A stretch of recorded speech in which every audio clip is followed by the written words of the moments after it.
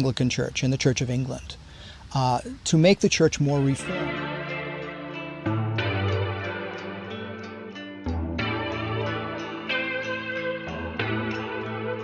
Love is so real, love is so right, makes you feel beautiful. How y'all doing? Come on, ouye, come on, ouye. Est-ce que nous là? Côté quoi qualité yo? Côté bon garçon qui jam yo, qui bail bon service yo. Mesdames, est-ce que c'est messieurs haïtiens qui bail bon service? M'a dit encore une fois, mesdames, est-ce que c'est messieurs haïtiens qui bail bon service? Monsieur, est-ce que c'est mesdames haïtiennes qui plus douces? Mesdames, est-ce que c'est nous qui plus douces? Si nous plus douces, faites attendez. Pla pla pla pla pla pla pla pla pla pla pla. On dit bravo pour mesdames haïtiennes. Yo senti bon, yo frais, yo qu'on fait manger, et puis en bas douce, ils senti bon et puis tight. Est-ce que c'est pas vrai, monsieur? That's what I'm talking about. All right, here we go. Badi de moi, sans pavidi devant moi, compé moi, pas quitter l'homme fenêtre, c'est d'aider, bon mollet, pour bien mener, pas tant les balades, pour faire ce qui ne se doit pas, si papa, baby wap, agit comme ça, c'est que ça ne va pas.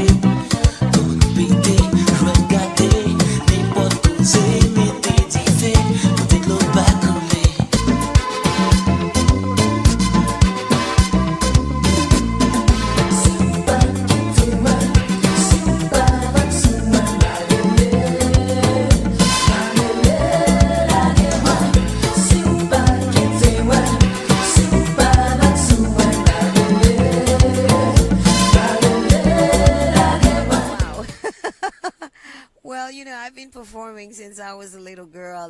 That's something that it's like pure talent, pure energy, and I guess from God I get all this energy. And I've been doing this with Ziv since I was 15 years old, and of course, I mean, the goal, that was the goal, that was why I had to work so hard for women to come in the industry, and that's why people, they call me the Queen of Compa, because I was the first lady, the first girl at 15 years old who took a stand for them. Because back in the days, women had no, they didn't have on a stage, with a microphone singing, so didn't have that possibility, didn't allow that. So therefore, I broke all the barriers.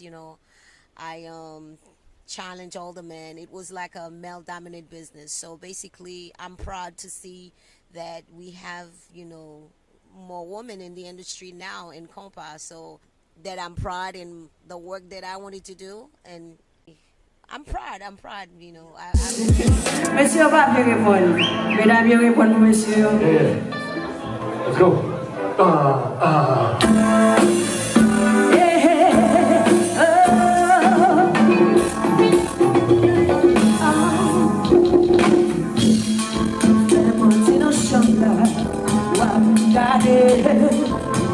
Si on m'entend et qu'il arrive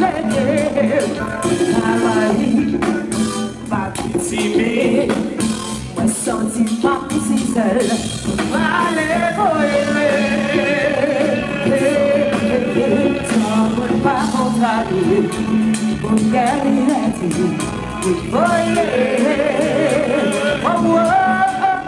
c'est prêt pour décider, position moi je vais. Si on encore, si on t'y corps, derrière ma attention, pas beaucoup de choses, parce que we're pas si seul,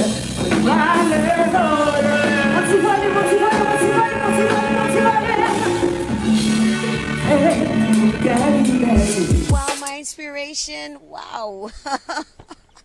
My mother, she was a dancer, when I say was because my mother passed away. So she was a great dancer, and also she's also an artist. She does sculpt, and when you go to the airport in Haiti, all the sculpting, she does a lot of them, and my father also does that. So basically, and I have Janet Jackson, Whitney Houston, Mariah Carey, Aretha Franklin, Billie Holiday, Gladys Knight, a bunch of them, Michael Jackson, Tina Turner. These are people, I grew up with, watching Madonna.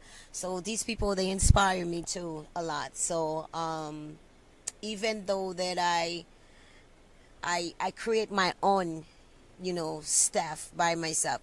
You understand when I say I create my own, somebody can inspire you, but at the same time you create your own, personality, your own this, your own that. So basically, I love those people. So basically, yo bay femme valeur. Est-ce que mesdames nous capables battre bravo pour monsieur? You go boy. Puis femme m'attendez. But bravo pour messieurs, yo va mesdames yo valeur. That's it. Are you ready?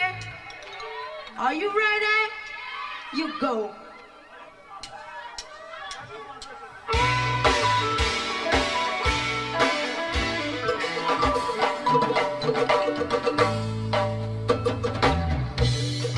Fais-moi dire nos chanteurs, regardez, si on va encore et qu'on vive.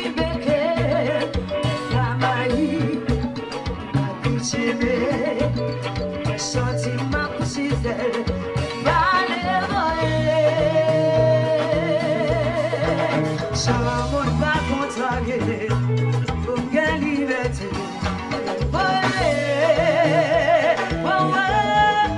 C'est ouais pour décider, poser sous moi je me mets. Si on va encore, n'est pas. Si on tire derrière maman, fais attention, pas bon monsieur, parce que moi pas possible, pas les voler. Ce monde va contrarier. pour vraie liberté. Oh, yeah. Oh, ouais. Ah, c'est moi pour décider. Position, moi, je me lève. Yeah. Hey, yeah.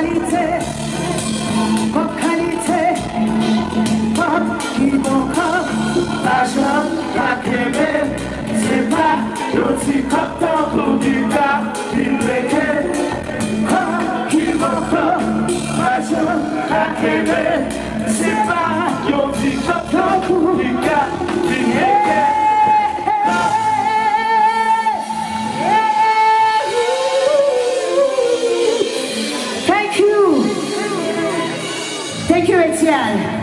Merci à Tata. Bat bravo pour jazz là. Bat bravo pour tête nous. Mesdames, bat bravo pour tête nous. Monsieur, bat bravo pour tête nous. Si nous comptons, ouais, c'est encore une fois. Applaudissez. Avec ça, fait là, mon cher. Ah.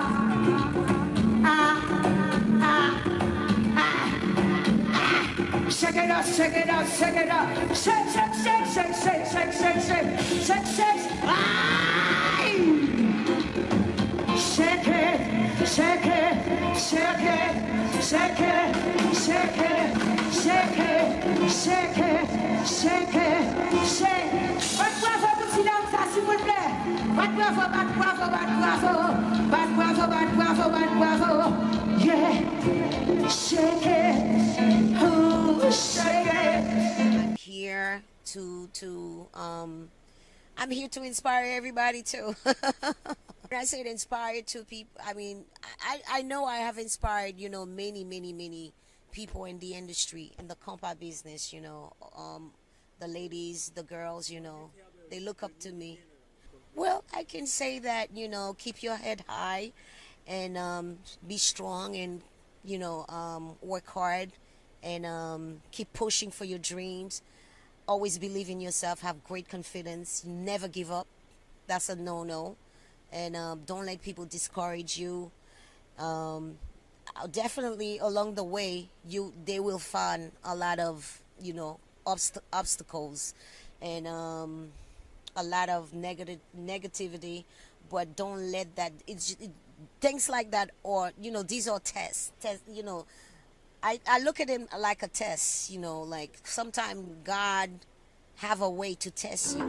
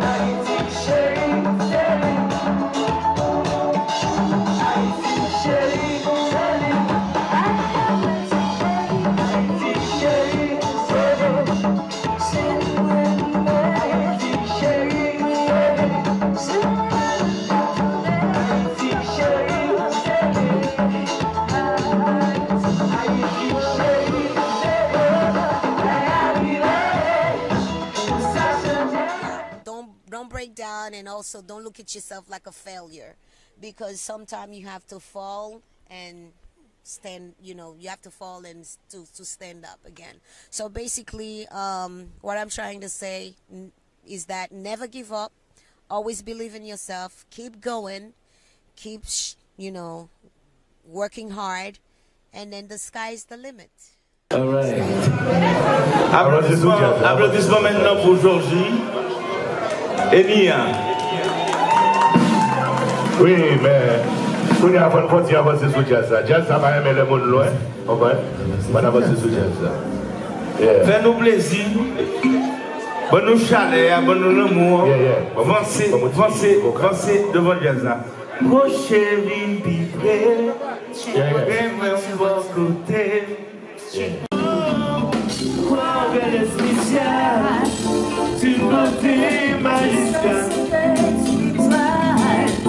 qui peut rendre si mal, si mal, si mal.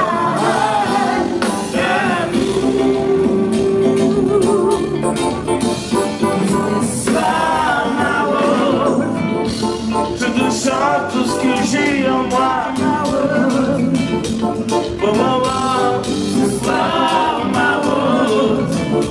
Je te souhaite une des plus belles fêtes.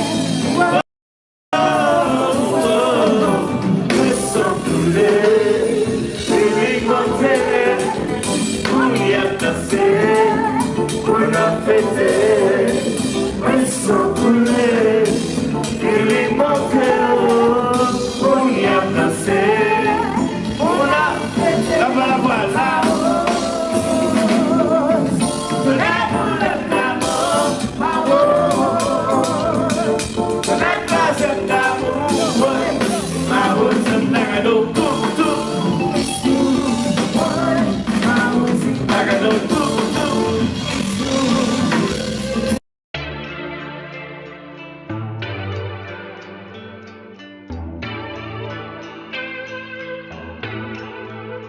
Love is so real, love is so right, makes you feel beautiful. How ya doing? Come on, yeah, come on, yeah. Est-ce que nous là? Côté quoi qualité yo? Côté bon garçon qui j'aime yo, qui baille bon service yo. Mesdames. Tu t'éloignes, j'entends ton cœur me parler. J'ai ton poison, je saurais te soigner. Pour tes yeux, je peux vider le coca-lèvre. Petit cœur est en danger. Sur tes blessures, je me dis Dolce. Je suis ton Ronaldinho Gocho. Et mon diamant, mon plus beau trophée. T'es ma lumière dans le noir. Sans toi, y'a pas bon chemin. Je dois finir dans tes bras. Je pourrais tout te donner. Bébé, dis-moi, dis-moi, dis-moi, où tu veux on ira. Dis-moi, dis-moi, dis-moi, ce que tu veux de moi. Dis-moi, dis-moi, dis-moi, où tu veux on ira.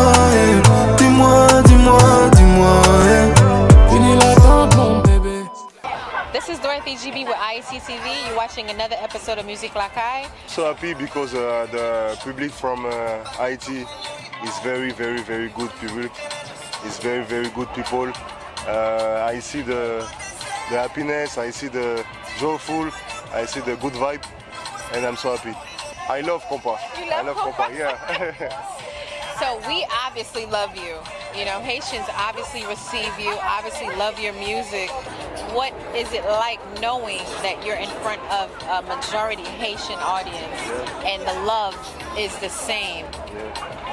I know you guys speak Creole that's similar, right? Nous remercions même gens que les Congoliens remercions. We are the same people.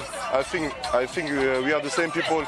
The Haiti is the people of music, like Congo. We have got Dombolo. You have got Compa. It's the specialties of our country, and the two people defend this culture around the world. Waptune, tu vas retourner? Yes, yes, yes. I want that. I want that so much. ATL for another show. Yes. Thank you so much for talking to us again. I really appreciate you coming and speaking to us again. I wish you a safe flight back to Paris, yeah? No, we'll be in Washington. Thank you so much for talking to us. Thank you. C'est qui était ces déjà.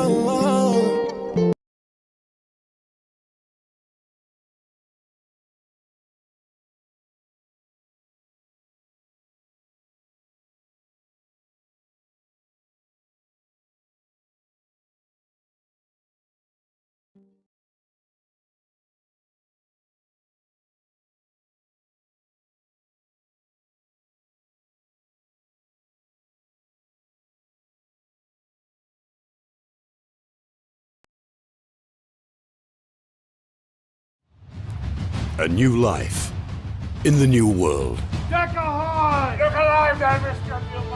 In Europe, kings dictate what their subjects believe, but not everyone accepts royal rule. The Pilgrim Fathers preach their own way of living. Radical in their beliefs, liberal in their social attitudes, the Pilgrims want to determine how they live themselves and are prepared to risk a journey into the unknown. They want equal rights for everyone, regardless of their religion. They draw up a contract which becomes the template for a nation.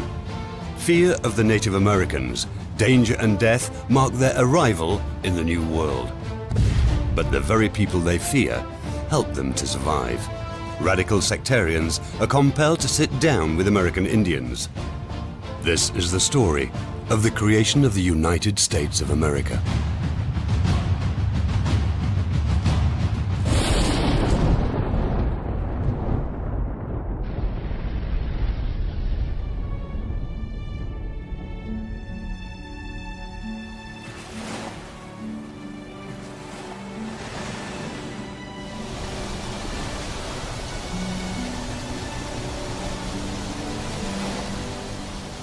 For many Americans, the origins of their country begin with the Mayflower.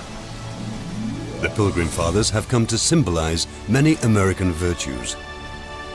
In July 1620, English separatists set sail from their temporary home in Holland. They're searching for a new home in the New World, somewhere they can live by their beliefs. A place their children and grandchildren can be raised and educated according to their faith and philosophies. One man becomes a prominent leader, William Bradford. He chronicles their adventures in his book Of Plymouth Plantation.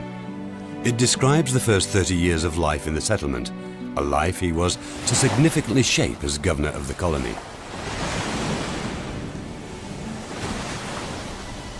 Bradford was extending the English horizon to the New World.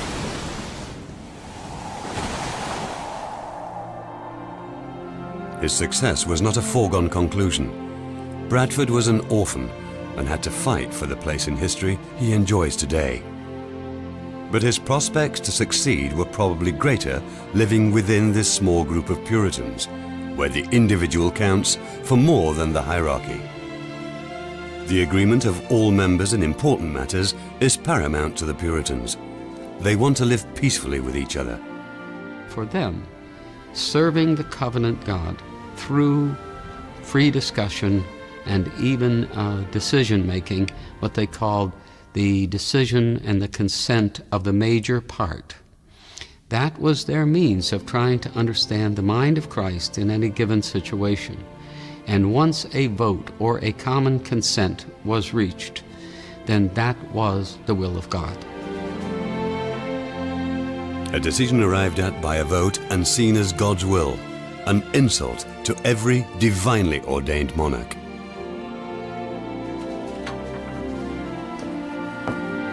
William, come along. William Bradford was born in 1590 in northern England at the end of the Elizabethan age. Orphaned as a boy, he finds comfort in a Puritan parish. He spends every spare minute studying the Bible translated by John Calvin, the famous Protestant reformer. But the Reformation in England doesn't go far enough for the Puritans, After more than 50 years of religious upheaval, which has shaken the state and society, they continue to try and change the church from within. The Puritans in early 17th century England were not happy people.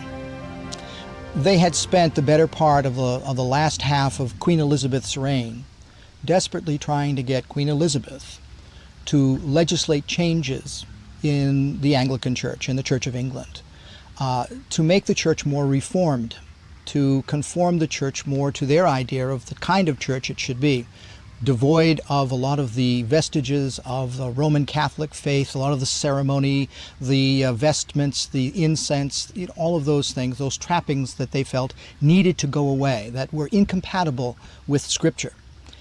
She was very reluctant to make any changes at all. They got nowhere with her. And so when James I comes to the throne in 1603, they're hoping that since he was raised in a Reformed Protestant church, that he would be more sympathetic with the Puritan point of view. They thought. They went to see him, and he was very unresponsive. In fact, he basically told them, if you persist in trying to get me to change the church, I will harry you out of the land. And the harrying out of the land is what really happens to William Bradford and the people that he's close to. It was not only Bradford and his people. There were other people who also were harried. Some of them evidently died in jail. Some of them went to Holland. Some of them kind of disappeared off into the country. Open opposition to the Anglican state church borders on high treason. The monarchy responds with persecution, torture, and execution to try and force religious conformity. Bradford's parish in Scrooby gives up any hope of being able to change the church. Emigration seems the only option left to the separatists. Liberal Holland, which has freed itself from Spanish rule, seems to be the ideal place to realize their ideals. In 1608, parishioners around Bradford traveled to their new homeland. The charismatic Reverend John Robinson leads the group to the Dutch city of Leiden. Leiden is the right place for a new beginning. The city is flourishing. There are thousands of small businesses, and everyone is welcome who wants to work and will obey the laws. Religious refugees from all corners of the world flock to Holland, where a surprisingly tolerant climate for the times exists. Work, commerce, and profit are what counts here. Work shapes people's lives from sunrise to sunset. Reverend Robinson and his people take up residence in the narrow alleyways around Pieterskerk.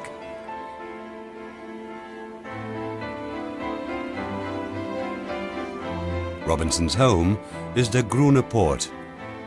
It's the meeting place for the parish. It is here that he presents his ideas.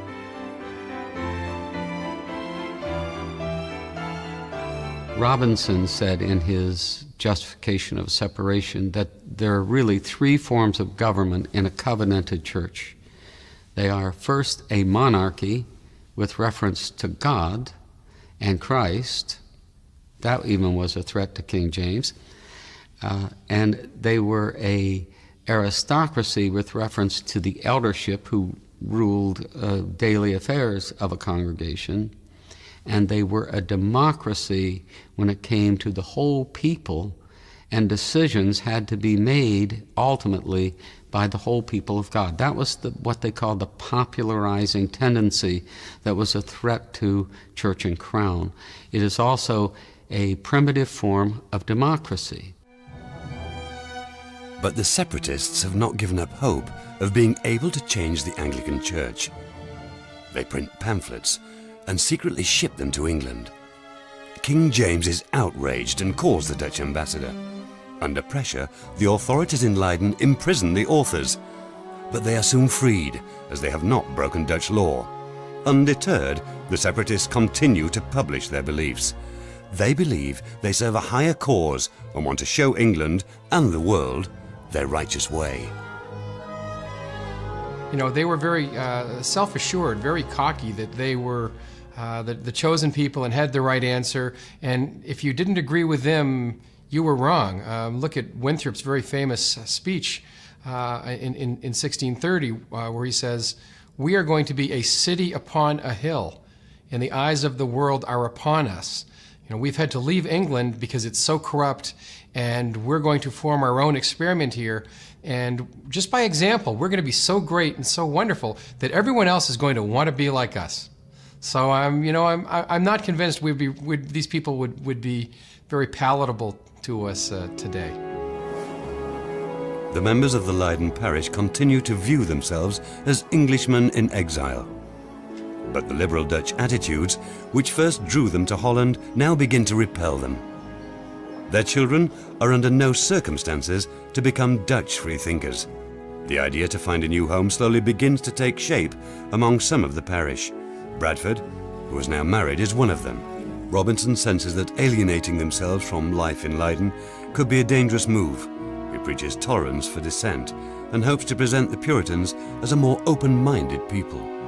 Looking at the story of Genesis, Robinson decided that the story of the fall, the expulsion from paradise, meant that every theological dogma, every doctrinal statement was itself inherently flawed, and that this meant that people should be relatively patient and tolerant of other people's ideas, because you couldn't yourself be sure that your own understanding wasn't flawed and that you were rejecting it by mistake if you disagreed with someone.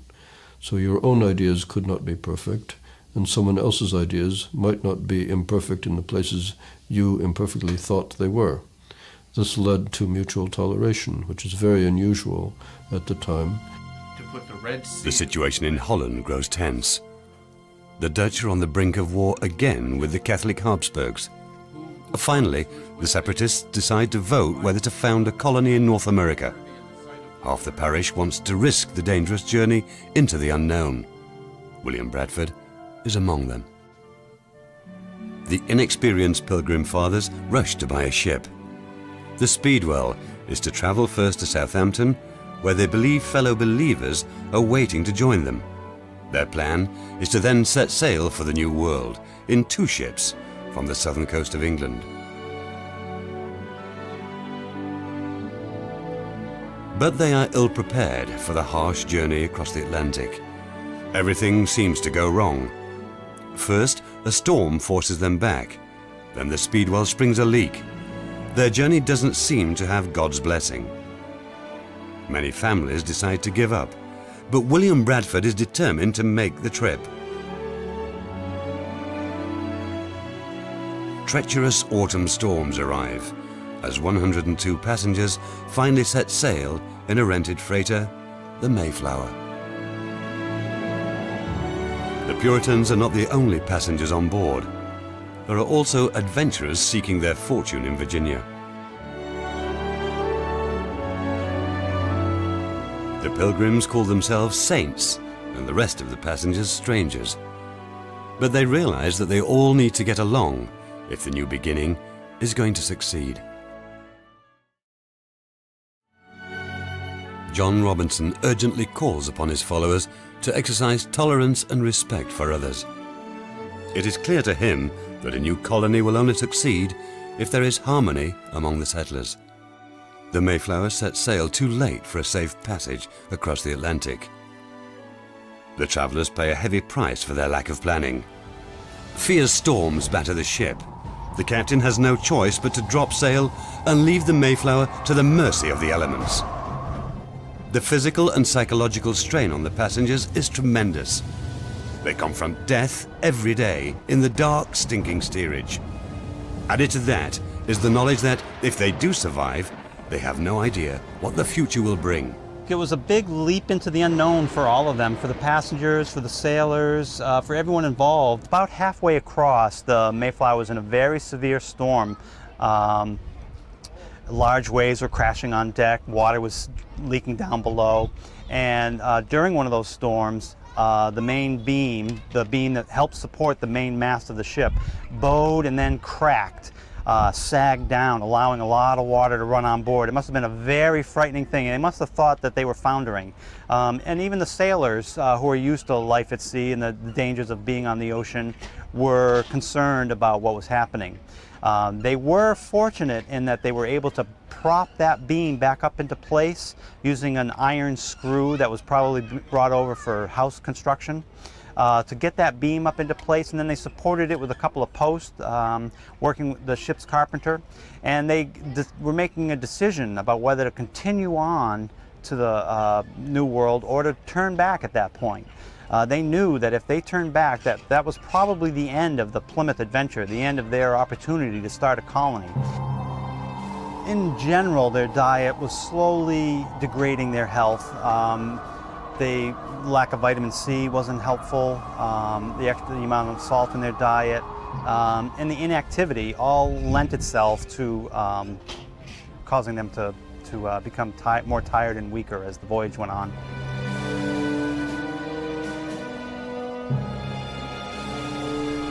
Many of the sailors probably hadn't been over to this side of the world before, really didn't know what to expect. We often relate it to going off into outer space. It's a completely unknown alien world that all these people were traveling into.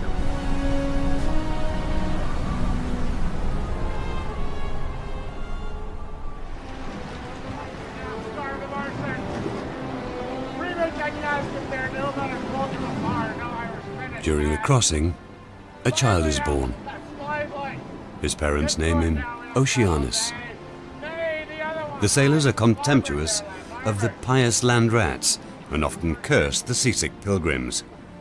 One crew member even wishes out loud that the passengers could be tipped overboard in white shrouds, just like the dead.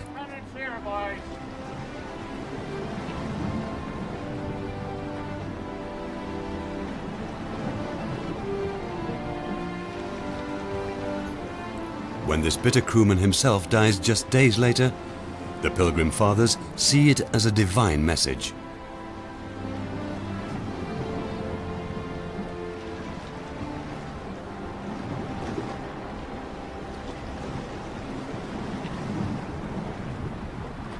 We but wait the governor's arrival.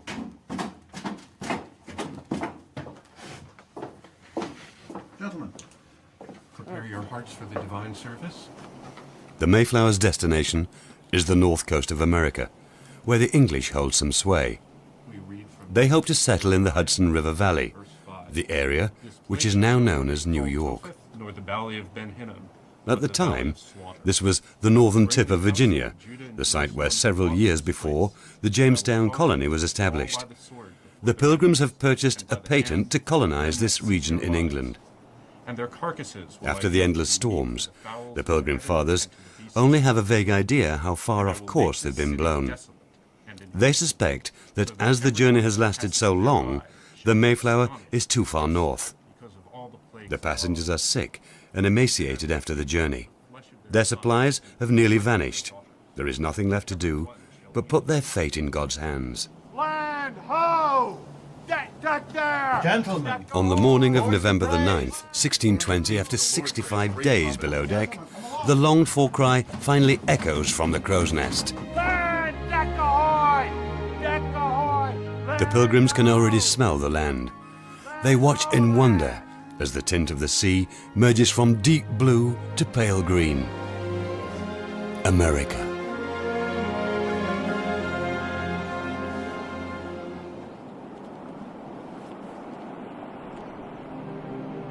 A quick glance at the coastline tells the captain that this must be Cape Cod, a bay well known to many English fishermen. The captain realizes they have drifted hundreds of miles too far north. He steers back and begins the journey south along the coast, only to turn back again. It can be fatal at this time of year to try and sail through the reefs off the Cape. The ship finally lowers anchor at the tip of the bay. Some said in the Mayflower when it reached Provincetown, since we are not in New York, since we are not in the Hudson River Valley or area, turn the boat around and go home. And others said, since we are not where we were bargained to be, we will do as we please when we get ashore. And that's when they sat down in the cabin of the Mayflower and drew up the compact, so that everything they did was an extension of that basic covenantal idea of freedom. You agree to do something, I agree to do something, ultimately hope that it would all serve God that way, and therefore it became a part of their modus operandi. Gentlemen, we are here. No matter where we are supposed to be, this is where we have landed. We must sign to make ourselves one. Will you sign, gentlemen? Will you sign to make us a company? Aye, I will sign. I will sign. I'll sign. Mr. Bradford, will you sign? I will sign. This was the Pilgrims' way to achieve unity. Democracy and equal rights for all are a new phenomenon in an age when monarchs rule and rights are allocated according to social status. Here in the New World, the settlers set their own terms.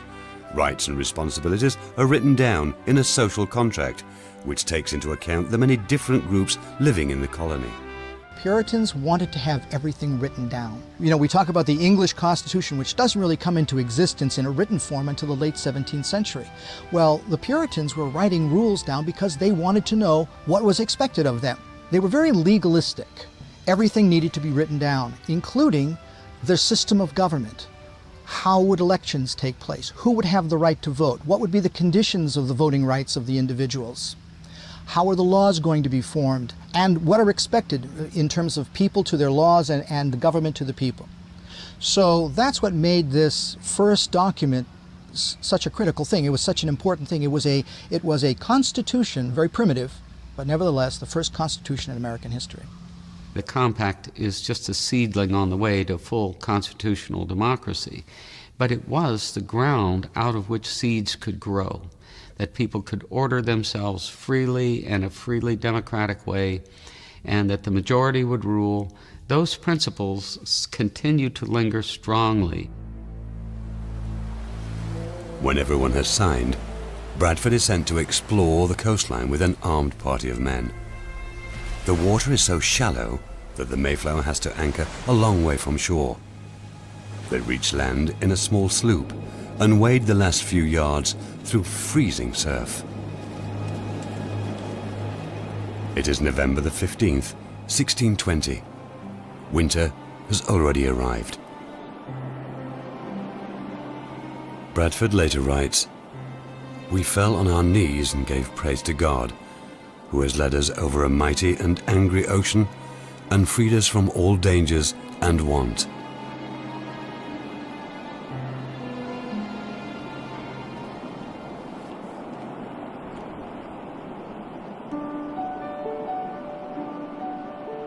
The dunes the scouting party wander over remind them of the Dutch coastline. They find the remains of a shipwreck washed ashore years before.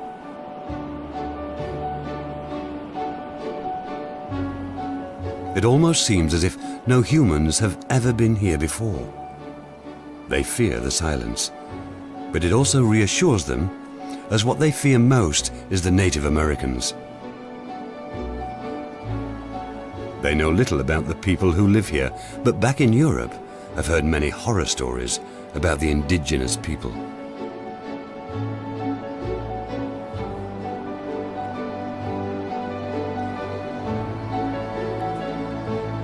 Here in the sand, they find traces of human life.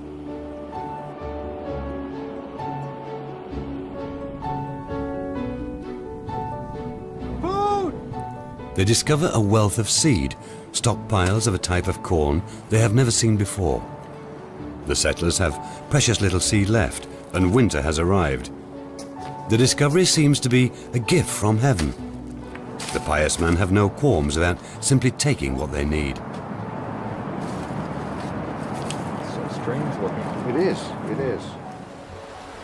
As they were coming from their landing place and up the coast, they went into the storage areas. The Cape Cod was not a habitable place for the native populations through the winter months. Once the fall set in, they all moved out of Cape Cod. But because it was a favorable place for summer, and this is where they had their gardens, etc., they left their, in the storage pits, their seed plants and the whole bit that they were going to need. And it has been said that the people, the newcomers, took the seed and left a note that they would pay later, which they never did, of course. And so the Indians, we have a laugh about that, said they were lying from the beginning. The Pilgrim Fathers continue to search for a suitable area to establish their colony. They need arable farmland, which is easy to defend, and ships must be able to anchor off the coast. The men wander the tidal flats as they search. Life is very hard. The damp penetrates everything. The bitter winter nights are freezing. Some never recover from the ordeal. A fire to keep warm is out of the question, so great is their fear that the Native Americans might see them. Suspicious noises and eerie shadows surround them. Never cares! Empty your arms!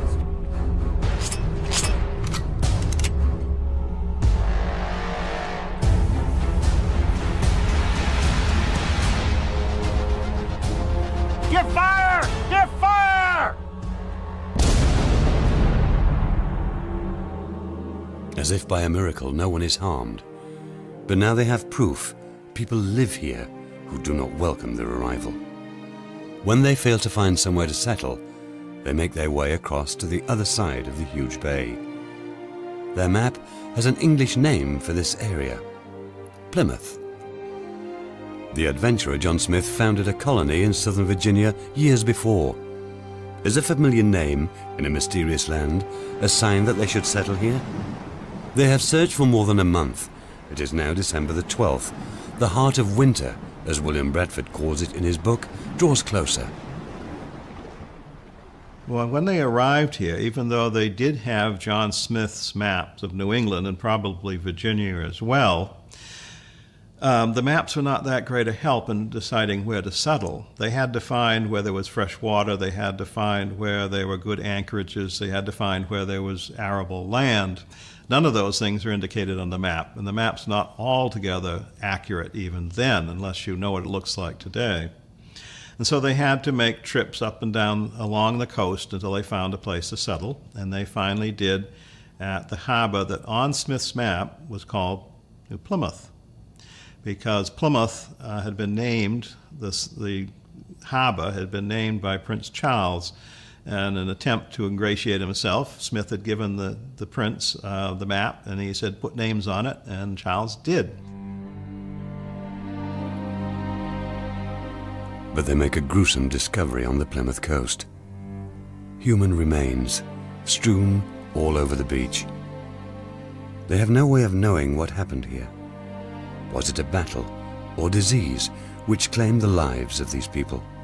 It would be possible to settle here, but Bradford and his exploratory party are not convinced. Death seems to surround them.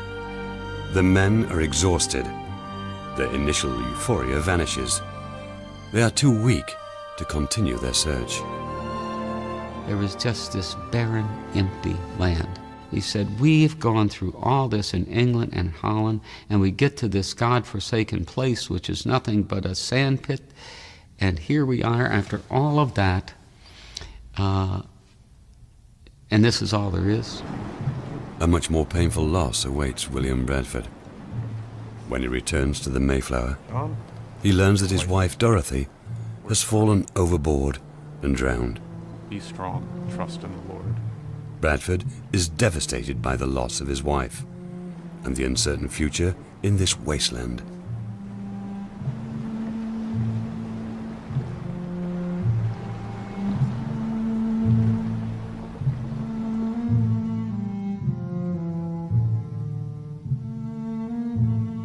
but he clings to his faith. He believes that when fate is at work, one is led by God. This test must have a deeper meaning. After an arduous journey, after persecutions in England, there are some who theorize that Dorothy may have jumped overboard, that she may have committed suicide. There are some theorize that, based on the fact that Bradford is absolutely silent about anything but that she died. On December the 21st, 1620, the first group of settlers finally land on the frozen Plymouth beach. The Mayflower is a hotbed of fever. Men, women, and children have died on board. So they arrive, they have no opportunity to plant. There are no fresh vegetables. There is nothing that they can resort to. Many of the Plymouth people die. Their level of nutrition falls away. They suffer from vitamin deficiencies. Scurvy is a problem. Vitamin D deficiency is a problem. And they also, of course, contract fever. So as a result, there's a 50% attrition rate. 50% of these individuals who arrive alive die in that first winter. Christmas arrives. The settlers work hard and build their first houses. The celebration has little meaning for the Puritans. Like many others, William Bradford is desperately ill. Fever and dysentery sap his strength. Some seem to hear strange cries in the darkness. Are they Native Americans? Or is it Satan and his minions come to punish them? There is almost no one left fit enough to care for the ill. Everyone is sick. Settlers die every day.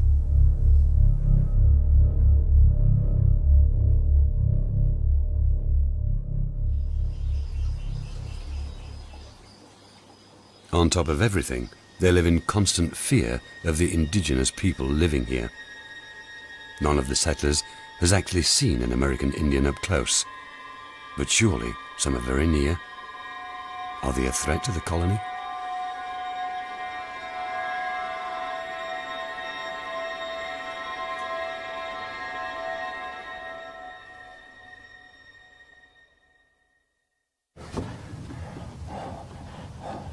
What kind of people are they?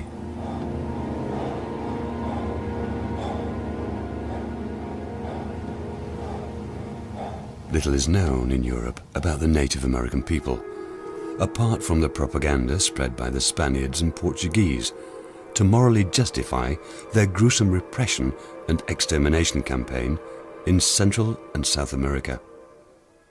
They speak of depraved cannibals, whom one must force-feed Christian culture and civilization at the point of the sword. Savages. Worse than savages. Slaves. Not even human. It is now March, and winter doesn't seem to want to end. The constant cold and damp drain the last of the settlers' strength. Every day is a struggle for survival. The settlers know that they are being watched. This is not the time to show any sign of weakness. An attack now would spell the end of the colony. They have no worldly pain. Weep for those who remain behind, for they remain in the strife and confusion of life. Ashes to ashes, dust to dust. Amen. During the day, even the sick stand guard.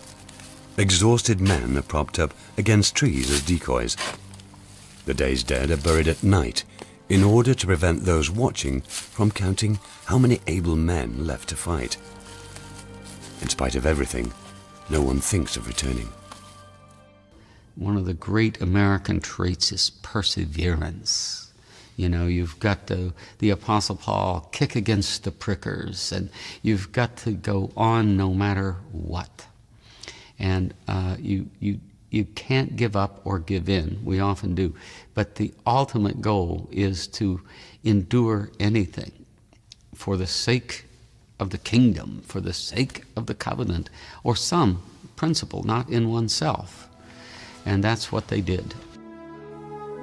The first warmth of spring in 1621 fills the settlers with hope. Perhaps the worst is behind them. Now they have only one fear left: the Native Americans. Will they tolerate new arrivals in their homeland? Carver, Bradford, and the others finally settle in an abandoned Patuxet Indian village.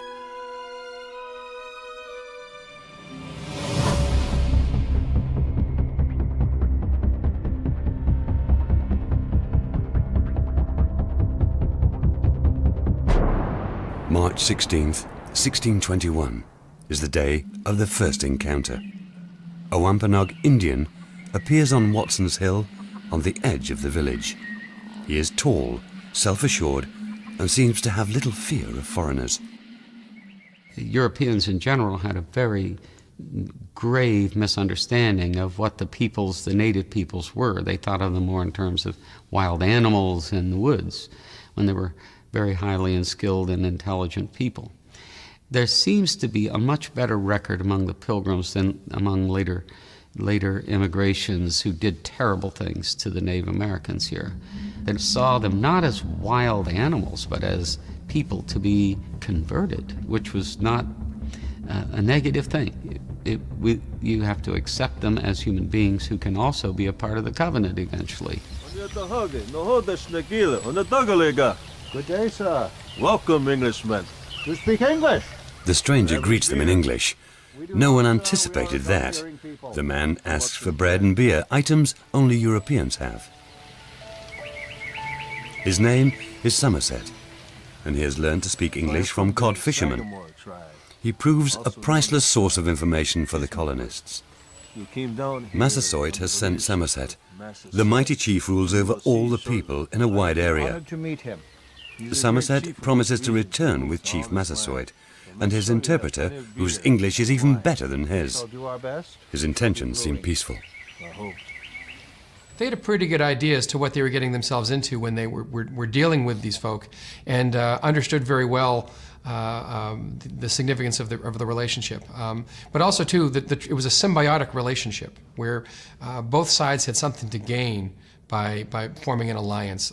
The Native Americans at the time in Massachusetts were very weak.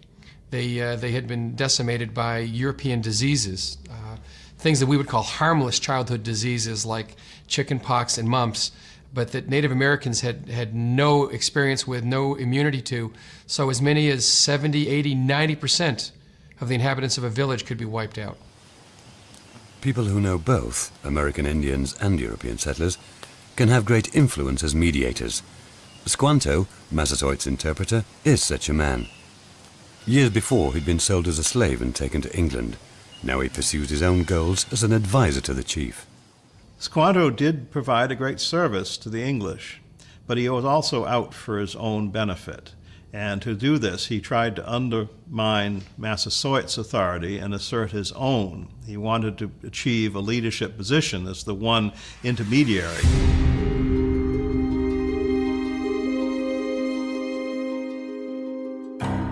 "5 days after Somerset's first visit, he returns to the English village with Squanto and the great Massasoit.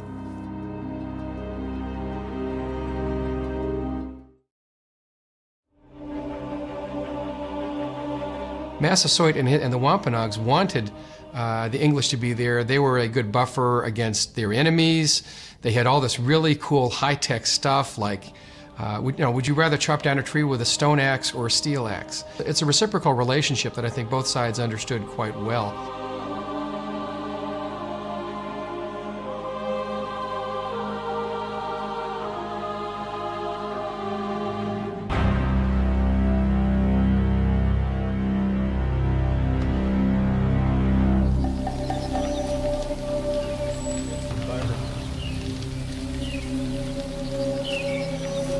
Welcome to our village.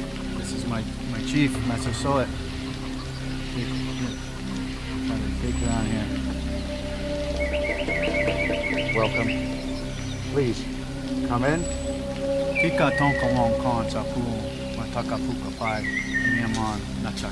Gentlemen, please, into my house. Take some comfort.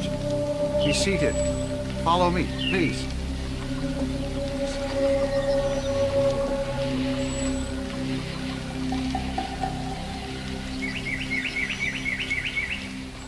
One of the most important adjustments, shall we say, that they were able to make was that they were able to strike on somewhat uneasy peace, which lasted for quite a while with the Wampanoag people. Massasoit, who was the chieftain of the Wampanoag people, forms a treaty which he keeps throughout the remainder of his life, which enables Plymouth to establish itself without fear of reprisal from the local people, from the local Native Americans. And as a result of that, they were able to focus more on settlement, clearing the land, getting their crops in, survival.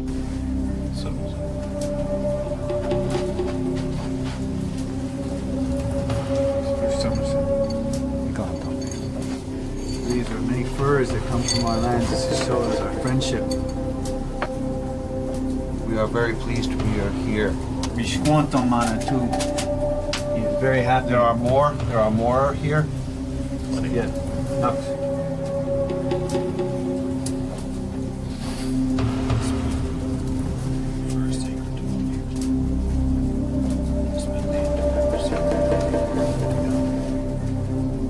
We will honor this treaty and we will keep it sacred to our people also.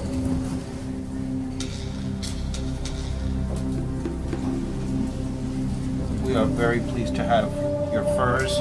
We are very pleased to have your friendship. And we would give you these knives. Good English steel. Steel. It's knives.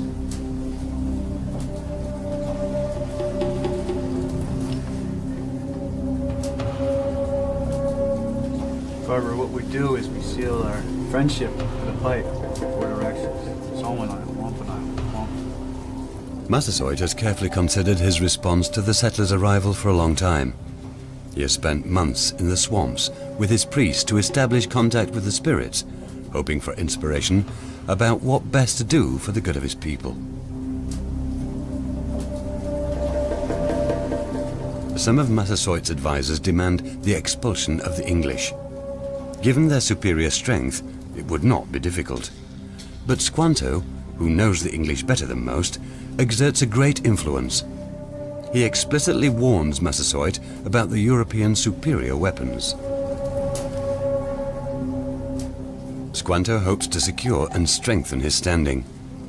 He leads Massasoit to believe that the men from across the ocean have their deadly diseases stored in barrels and can release them at will in order to destroy the Wampanoag. It is a brazen lie intended to push Massasoit towards a peace treaty and consolidate Squanto's position. The treaty was basically one of mutual understanding and respect. It was a little heavily weighed towards the English, but then the English were making it. And we're not sure exactly what the native people who didn't have a written language understood about what had been agreed, but whatever it was, it worked. It worked for many years. It worked as long as everybody basically respected and left each side to do as they wanted. Shortly after the conclusion of the treaty, Governor Carver dies unexpectedly. The fledgling colony needs a strong successor in these testing first months, when simply surviving is the priority. William Bradford is selected. After initially hesitating, he accepts. It is to become the greatest challenge of his life. The peace treaty allays the colonists' fears and Plymouth prospers. The Pilgrim Fathers are able to establish themselves in the New World. The Wampanoag teach them how to cultivate the native plants. The seed they stole from Cape Cod flourishes here. The seed they brought from Europe flounders. The Wampanoag also teach them how to live in harmony with the rhythm of the seasons. They show them what nature has in store for them in the spring, the summer, and the fall. Massasoit and the Native Americans with him helped the colonists with providing them food. And in many cases, showing them, for example, showing them how to plant Indian corn. And it is the wonder crop, you know, that helps the world eat today. And if it hadn't been for Native Americans showing the Pilgrims how to grow that, they probably wouldn't have survived more than a year or two. The good relationship between colonists and Native Americans lasts for more than 50 years and is one of the reasons for the success of the English settlement in North America.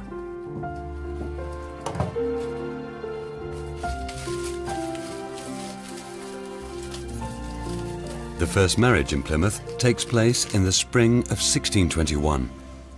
In England at the time, marriage is still performed by an Anglican cleric in a church. In Plymouth, it is a civil ceremony, a move which will have huge consequences for the colony.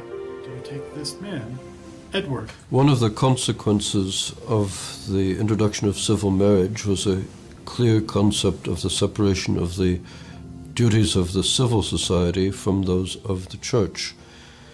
In Pilgrim Colony, in Plymouth Colony, with a congregation of covenanted members, by no means was everyone expected to be a member of the church. Therefore, one had to have civil laws and civil magistrates and civil organizations that gave fair and equal treatment to people who were not members of the church. This meant there needed to be two spheres of operation, the church and the state. One of them to deal with believers who were covenanted in the congregation, and one to be dealing with the equal treatment and application of laws for everyone else in the colony who were considered politically equal. Suffrage, that is to say the right to vote, was never made conditional on being a member of the church in Plymouth Colony.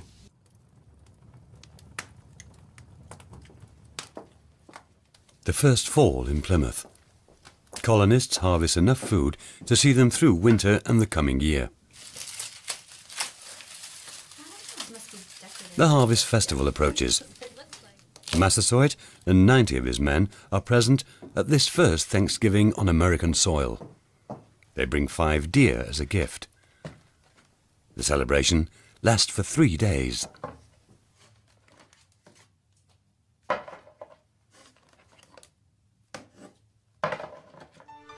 Subsequent generations of Native Americans interpret this first Thanksgiving in a very different light. It is no reason to celebrate. It's worse than a story. It's a lie. It's worse than a myth. It's a lie. There is nothing in the Thanksgiving story that you have heard and all of America has heard that is sanctified or celebrated by Native people.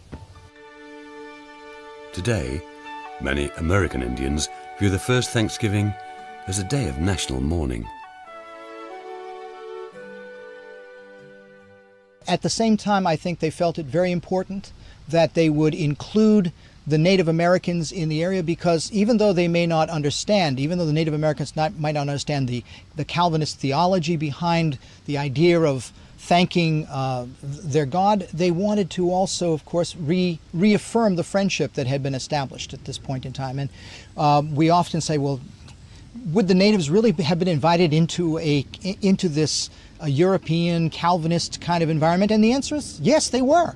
It is the ultimate American holiday, a fact that would be astonishing to William Bradford. After he was voted in as governor, William Bradford, the orphan from England, helped shape the success of the Plymouth colony for the rest of his life. He rules with foresight and a firm hand. But it was mainly due to the help of the Native Americans that the colony survives. Massasoit could not have known that this handful of colonists would be followed by thousands upon thousands of land-hungry settlers who would bring this giant continent under their control. A few years after the deaths of Bradford and Massasoit, war breaks out in New England between the European settlers and the Native Americans.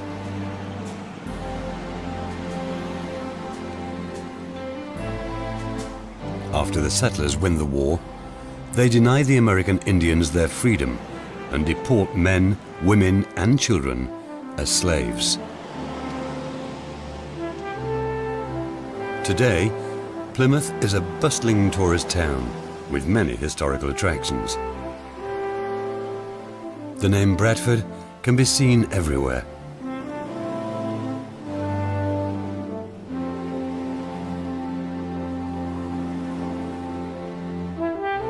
The graves of the first settlers lay here on Burial Hill, the colony's oldest graveyard. The Pilgrim Fathers accepted attitudes other than their own, a groundbreaking development for the time, and founded their colony on the basis of democratic consensus. The Puritans felt that they had been chosen by God. At the same time, they lay the foundation for a society dedicated to freedom, equality, and justice for all, even if the reality often looks very different. Today, religion is a private and personal matter in the United States, perhaps because it has such an enormous political significance. They create something new, and what is new is that America, you know, this bold experiment that is still playing out to this day. The Mayflower has become a symbol. It has become a part of our social consciousness.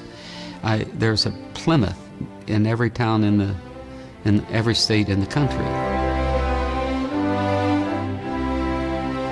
What they're doing is saying, this is now their land, not yours anymore. You have to speak their language. You have to obey their laws. That was the story of the conquest of America. Religious dedication to such a degree that they are willing to take this trip and place themselves on a foreign shore and risk their lives for the sake of what they believe. I wish I had lived back there, only to warn people of what was to come. We're in Bradford's garden, and sometimes when I leave the church at night and lock up, I think I still see him sneaking through the town to see if we're doing well by his legacy.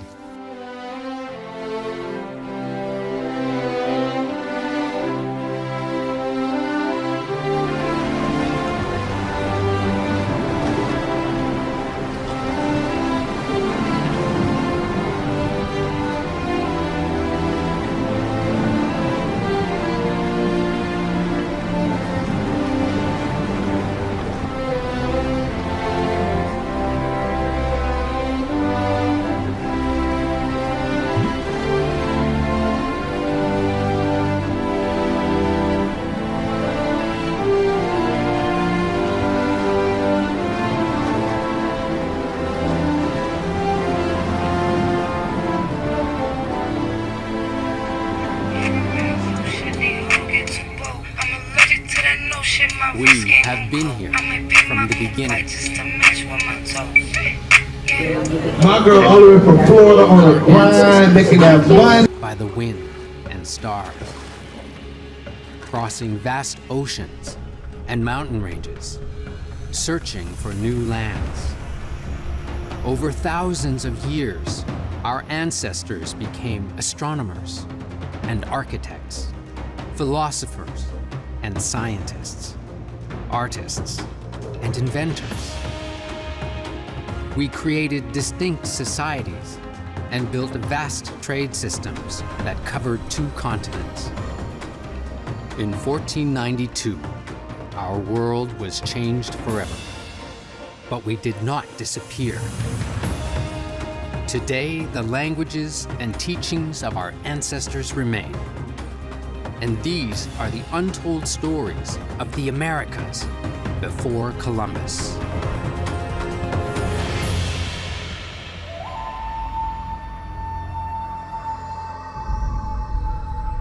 When did the first people arrive in the Americas?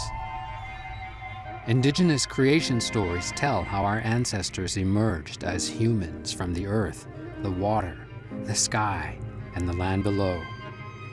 Some people believe that we walked into the Americas on foot, across an ancient land bridge that once connected Asia and North America.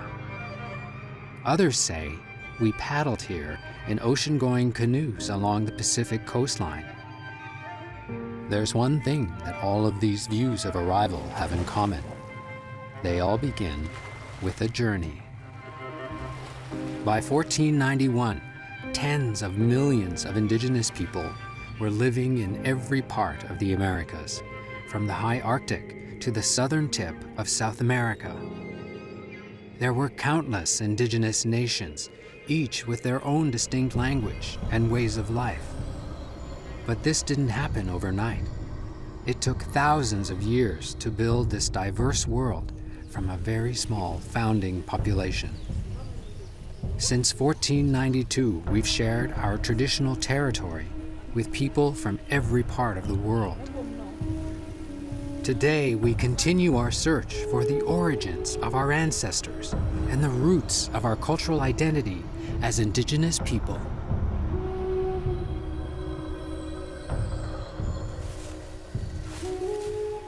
We have two different kinds of dates. We have the archaeological date that says probably somewhere between 18 to 20,000 years ago, the first non-native born human came into this hemisphere. In terms of indigenous perspectives, we've always been here. Philosophically, we've never been anywhere else. Every indigenous nation has its own creation story. These stories have been passed down from generation to generation for thousands of years. Creation stories form a powerful part of each nation's identity and our sense of who we are as a people.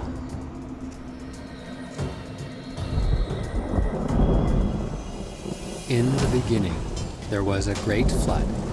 A few animals and birds survived by clinging to a log. Among them was the tiny muskrat. The creatures decided they needed to find land, but the world was covered in water. One by one, they took turns diving deep into the water, looking for some dirt to bring back to the surface. But each animal came back empty-handed. Finally, the tiny muskrat dove under the water. When he came back, he had a paw full of earth. He placed it on the back of a turtle shell. This is how North America became known as Turtle Island. In the beginning, there was only the sea and sky. The gods created the earth and populated it with animals and birds. But the animals couldn't worship them, so they decided to make humans. The first humans were made from mud, but they fell apart too easily. Then the gods made humans from wood, but they had nothing in their minds, so they destroyed them in a flood. Finally, the gods made humans out of maize dough. They had intelligence and knowledge and could worship the gods, so they became the first people.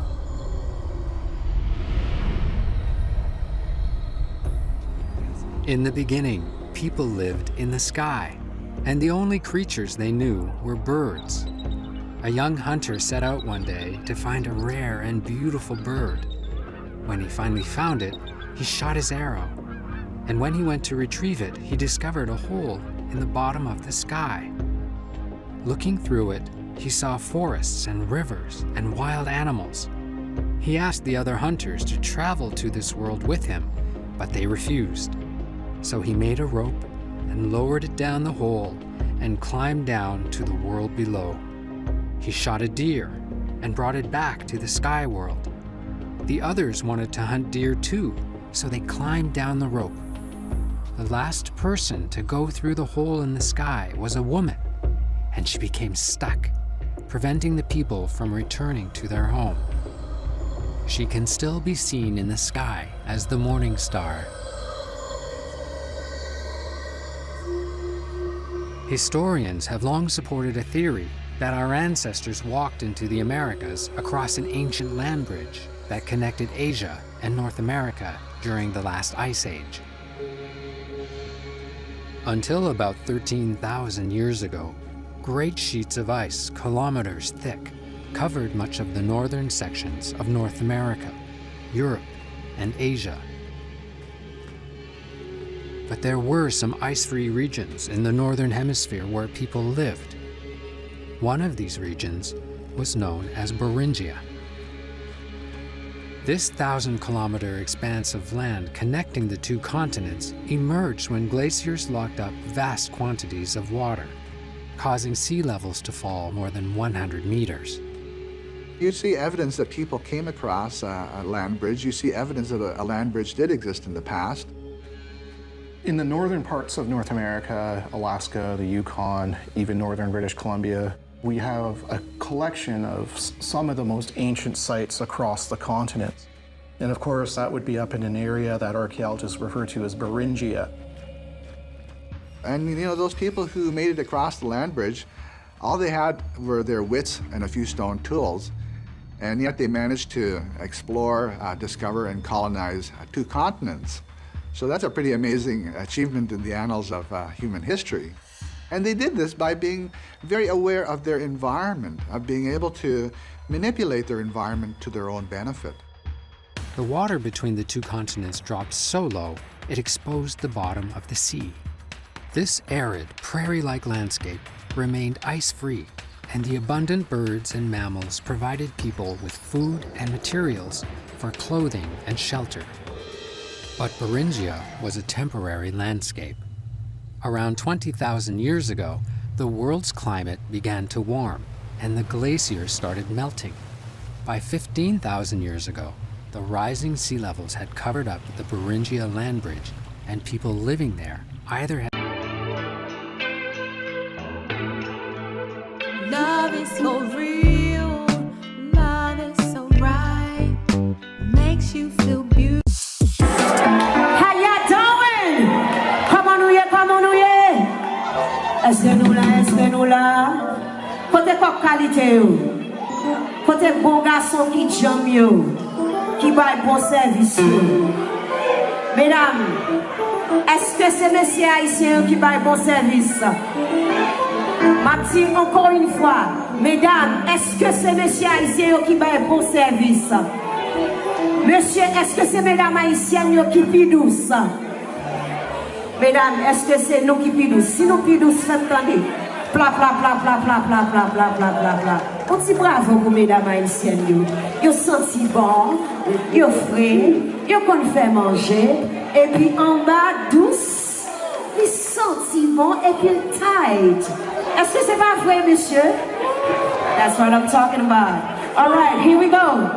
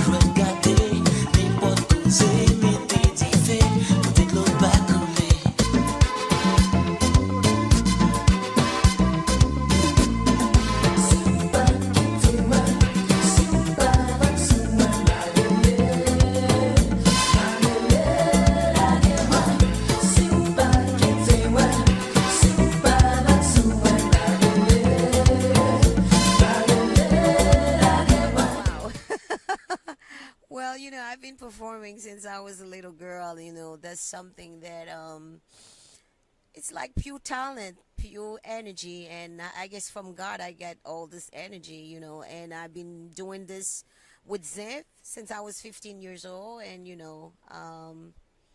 of course, I mean, the goal.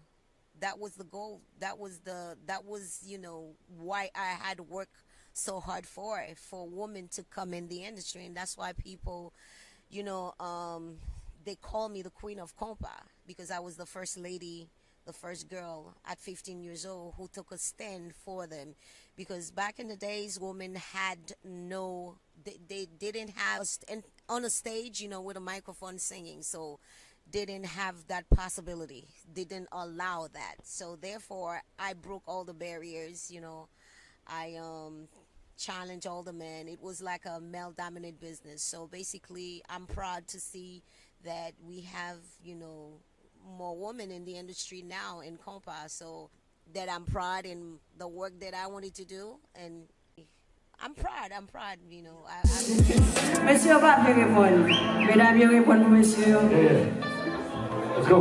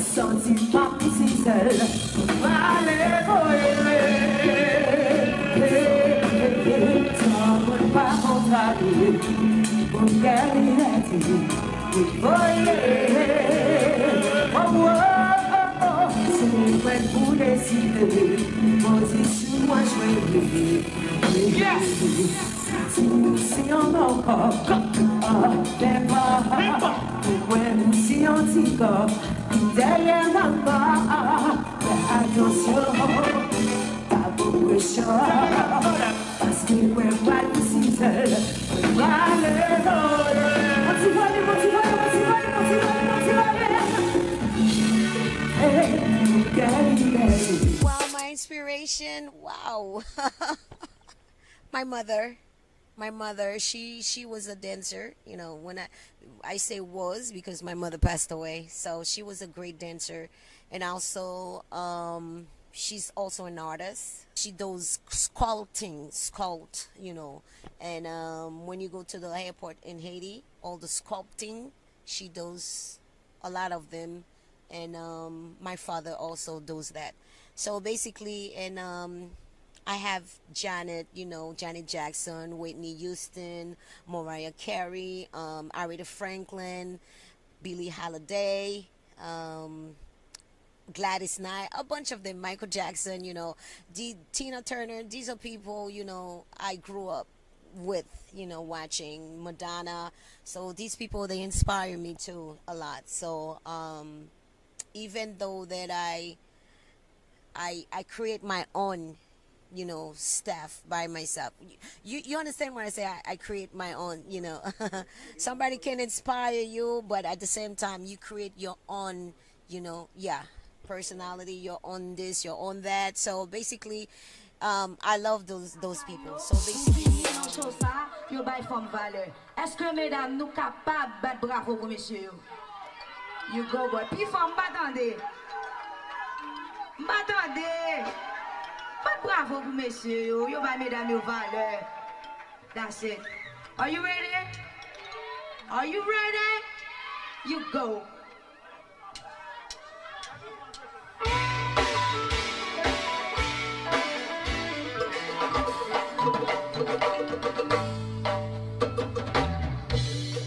Fais-moi dire nos chanteurs, regardez, si on va encore et qu'on vit.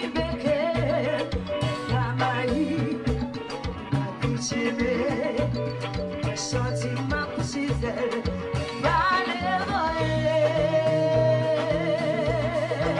Sans l'amour pas contrarié, pour quelle liberté. Voler, c'est ouais pour décider. much baby. Si encore, never, mais aussi on tire. D'ailleurs, maman, fais attention, pas bon monsieur, parce que mes pas possible, pas les voler. Ce monde pas contrarié, pour bien liberté.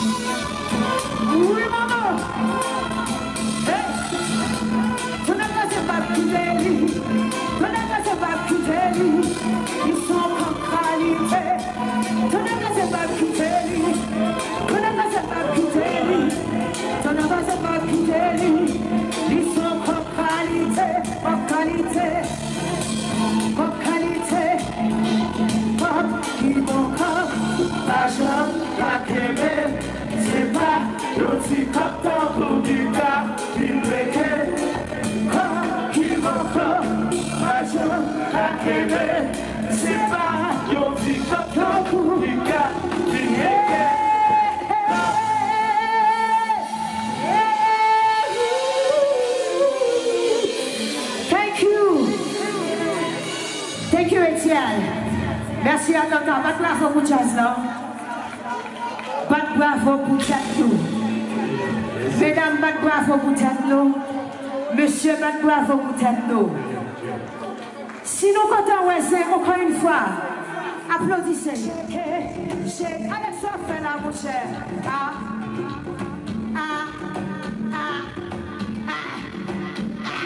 Shake it up, shake it up, shake it up. Shake, shake, shake, shake, shake, shake, shake, shake, shake, shake. Aye! Shake it, shake it, shake it, shake it, shake it, shake it, shake it, shake it, shake. Bat bravo pour silence, s'il vous plaît.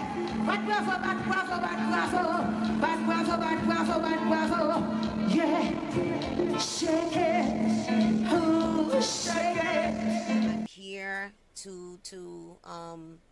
I'm here to inspire everybody too. When I say to inspire two people, I mean I know I have inspired, you know, many people in the industry, in the compa business, you know, the ladies, the girls, you know, they look up to me.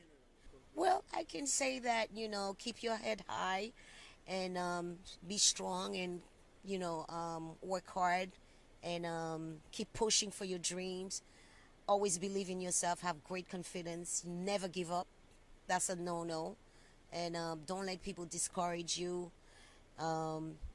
Definitely along the way, they will find a lot of, you know, obstacles and a lot of negativity, but don't let that, things like that, or, you know, these are tests, you know, I look at them like a test, you know, like sometimes God have a way to test you.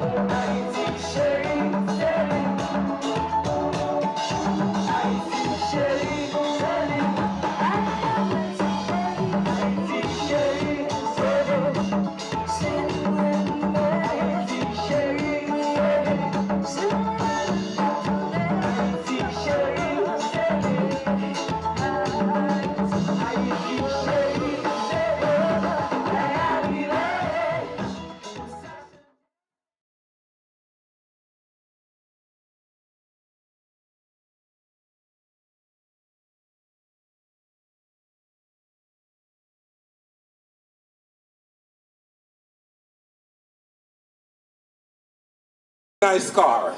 Come and become a star now. They rent a nice vehicle. But in my country, there are certain things I cannot say. I can't even say, go back way or sideway. There's certain things Jamaican don't say. Please fix up the mic, please. Engineer, listen to me and fix the mic. Don't talk to nobody. Listen to me now. Fix the mic. You hear a sound? Eh? 1 2 1 2 1 2 1 2. Worse man. Me tell him. Check 1 2 1 2. Mama. Where you say to me now? Oh, so we'll on it. So because me there, so you might not hear out there, so.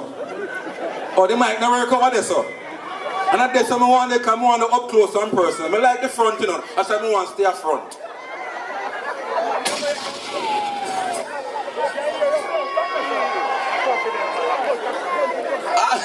As a Jamaican, I was so mad when I drove the vehicle that they rent for me to come here.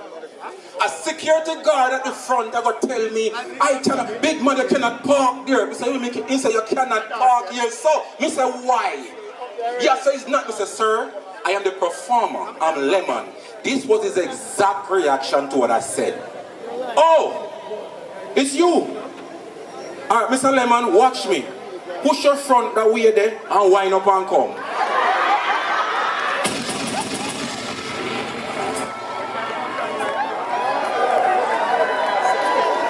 That never sound good.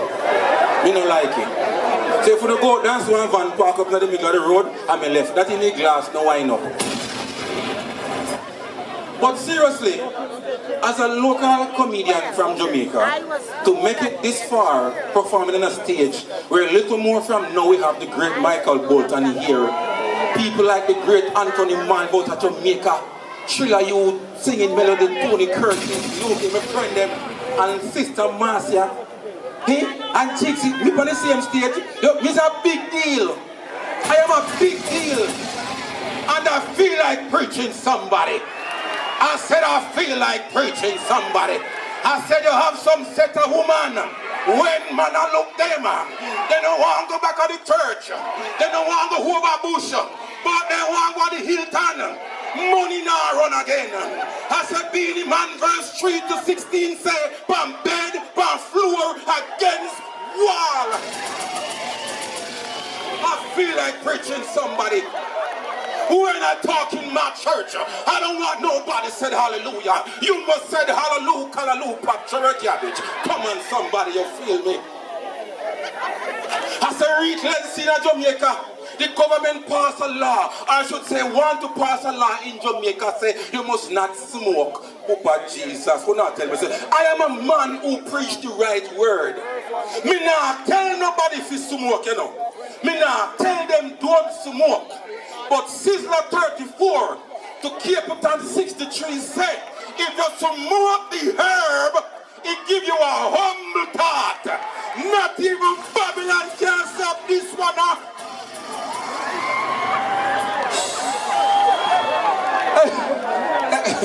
I feel like I want. Hey, give me a next song. Let me calm now. Give me a next song. I've been really trying, baby. Trying to hold. Pull up. Stop. Can you imagine when we do the show Mother's Day and them say, Lemon, you have to come to the show. But they can't say, I am welcome here. Look, then just love you, you feel nice. Give me next song, me feel smart. Me look once, give me next. I look one green card, give me next one. Play. No man, me no woman, me see green card, me see it. Hi baby, this one is for you. This song is, watch your volume. I'm doing this for you, okay? I don't want to go back home. So I'm doing this one. Stuck on you. Got this feeling down deep in my soul that I just can't lose. Girl, I'm on my way. Oh, baby. Needed a friend. How the way you feel now, I guess I'll be with you till the end. Girl, I'm on my way. I might have just stayed. Watch it.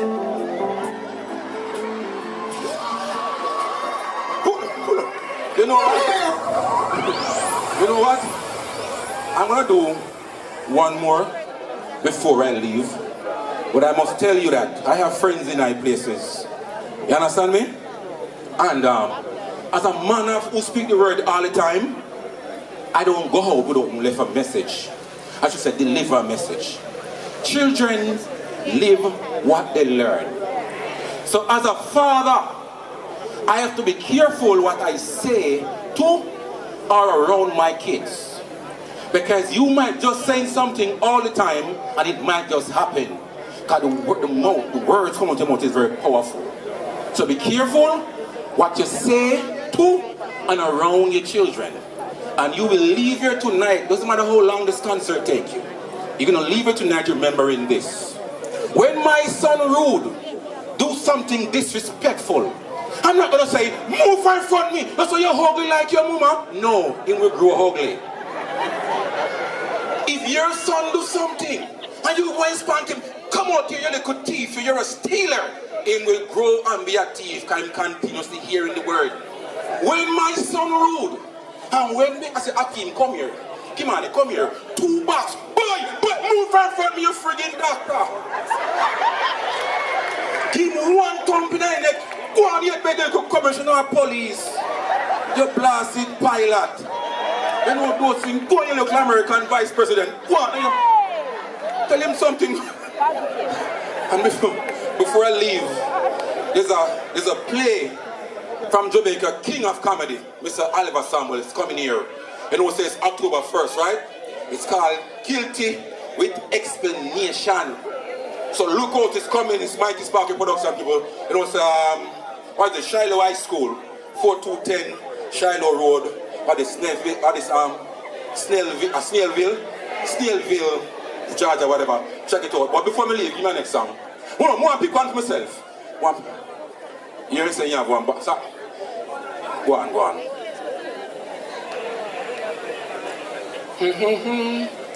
Guilty with explanation.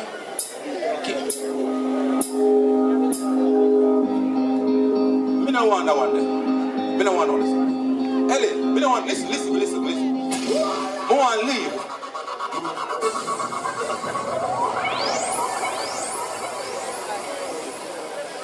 Ladies and gentlemen, my name is Comedian Lemon. On Facebook, it's Comedian Lemon. Instagram, Comedian Lemon Parkins. But I'm going to sing this song now. It's one of my favorite songs. And if you know the song, please help me sing. If you don't know it, who don't know the song, please pay me. I'm teaching you something tonight. Listen to this song. Watch the volume. This song is so sexy. I gotta turn it down. Mr. D, watch me. Shh. I'm just flesh and bones, heart and soul, and I'll burn the cup of scar. I've been once in my lifetime, this kind of thing, slide right out of my own. I choked out, I've been there down, more times than I can count. But that don't matter now.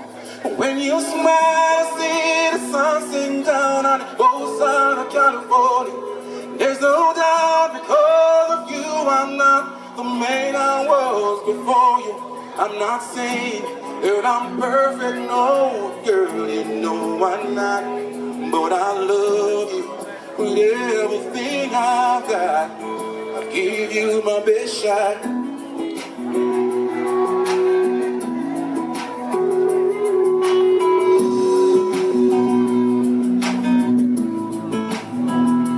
When I saw you for the first time, I knew I found amazing grace. It's like angels singing every time I hear your name. When you smile, I see the sun sink down on the whole side of California. There's no doubt because of you, I'm not the man I was before you.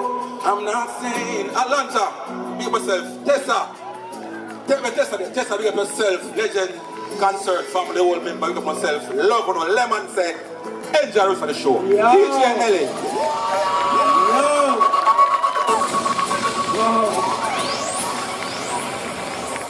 Yo, you see the quality of the show? And the first artist that, you know? You understand where I'm going? You understand where I'm going? Now, there are some people who have one shirt like my own. My Caribbean Radio. Yeah. They might give out some flyers. And anybody download the app over the Caribbean Fund, they have some free t-shirt and free giveaway over there. So the flyers, they will go on the Havana app, download it, free t-shirt. Yeah, free pen, free this, free that. Anyway, when I tell first saxophone, I noticed I see some Americans here. Hi, how are you? I cannot speak English, so I talk proper patois. Good evening. Yeah, you have to make everybody feel welcome, don't you? Now, the next act I'm going to introduce on stage, this man born and raised right here in West Florida, in Georgia. Born American, talks straight patois. First we see that. Ladies and gentlemen, help me welcome Gonko on stage. What's your name? Chenko. You see? You think of Gonko and Chenko. Come the man, no welcome Chenko, the man, and move, sir.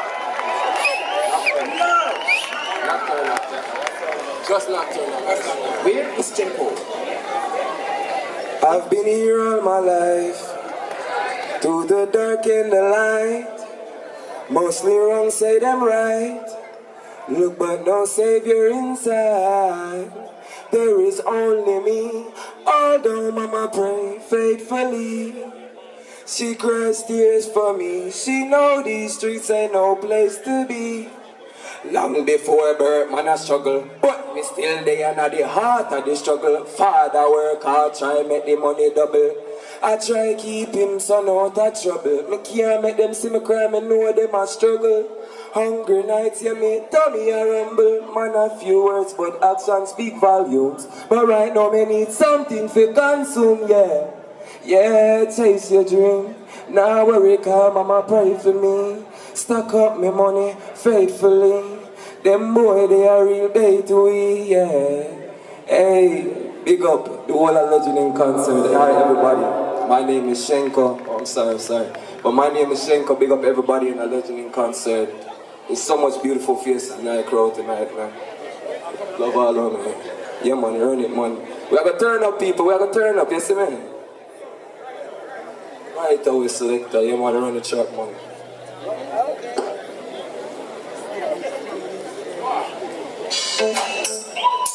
Yeah, this party I feel so nice, so nice, so nice.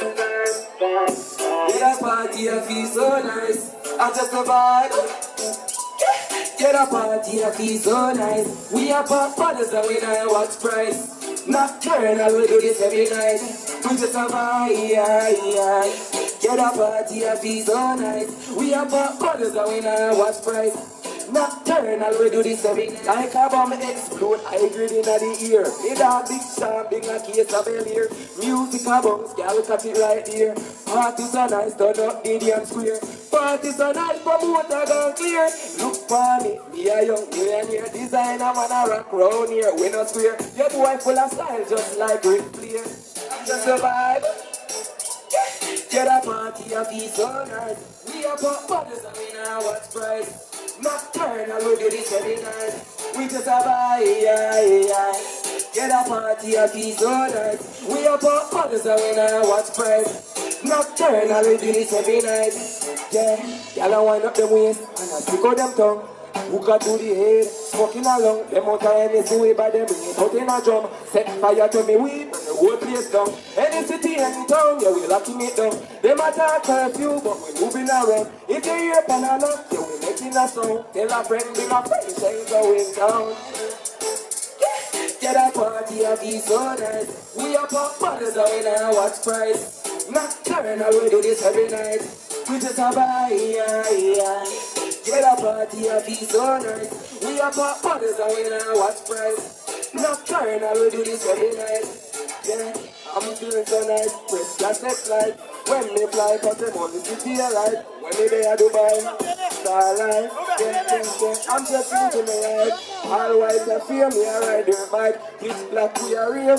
Black lights, crazy man. Just I live my best life. Work hard so me play as hard as my life.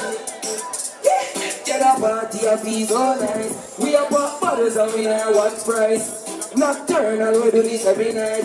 We just a buy, get a party of these so nice. We are pop bottles and we are one price. Nocturnal, we do this every night.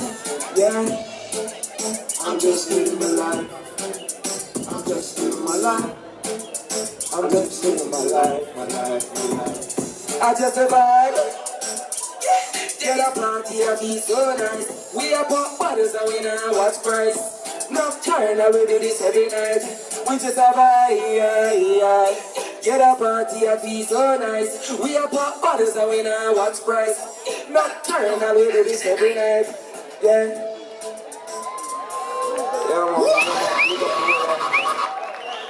Yeah man, big up the world of legend in concert. All the legends them come out today. This is a great show. I love that show here, you know. My father, he was doing this for a couple of years now, and it feels so good for me to come perform on that show here. It feels so good right now, I'm not gonna lie. You know? So big up everybody on Legend in Concert, and big up all the legends them that come out today. Bless up everybody in the crowd, you know, respect. I'm not following that talk patois.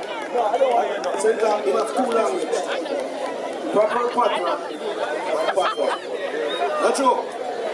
Now somebody lose all of them credit cards, or 4 credit cards. It's right here. Look, if you lose your credit cards, come with your ID, and get the same thing done. For the Americans who don't know, same thing they mean something. Am I right or is that right? Good. Yo, that lady there, you're pretty. How much you pay for it?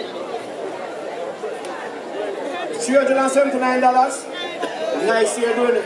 Me like how you color it up so when you pass the place, they're not, you know? They're not going to make no trouble.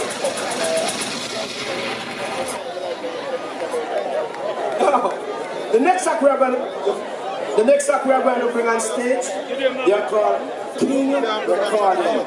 Then the R&B, that's what you R&B.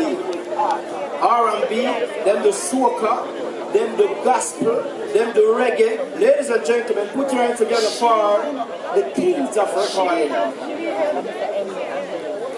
She had the dress with the high heels on, no makeup and hair all done, body so nice and skin so soft. Oh baby, baby, make me fall in love. Oh baby, why you look so nice, and when I feel your body when I kiss you. How's everybody doing tonight? I know we didn't come here to just sit down. We came here to party. You can turn it up, not mine. We want that up. She makes me believe in love. Am I doing too much? I just wanna feel your touch. Girl, give me love. I got the patience for you, girl. I can't wait to hold you, girl. We don't gotta rush. 3 days for love. You touch me and feel me. Love me, baby, yeah. I want you so bad right now. Love me, you touch me and feel me. Feel me, baby, yeah. Hey, Triana, big up Kings Recording. You don't know the things that a whole bunch of genre upon this song. Mike.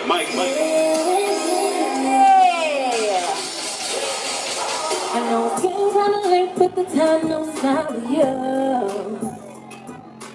Time for me and you to stop vibing. I know time to stop, but I'm not inside with you. It's time for me and you, yeah. So I don't want you sweet smile.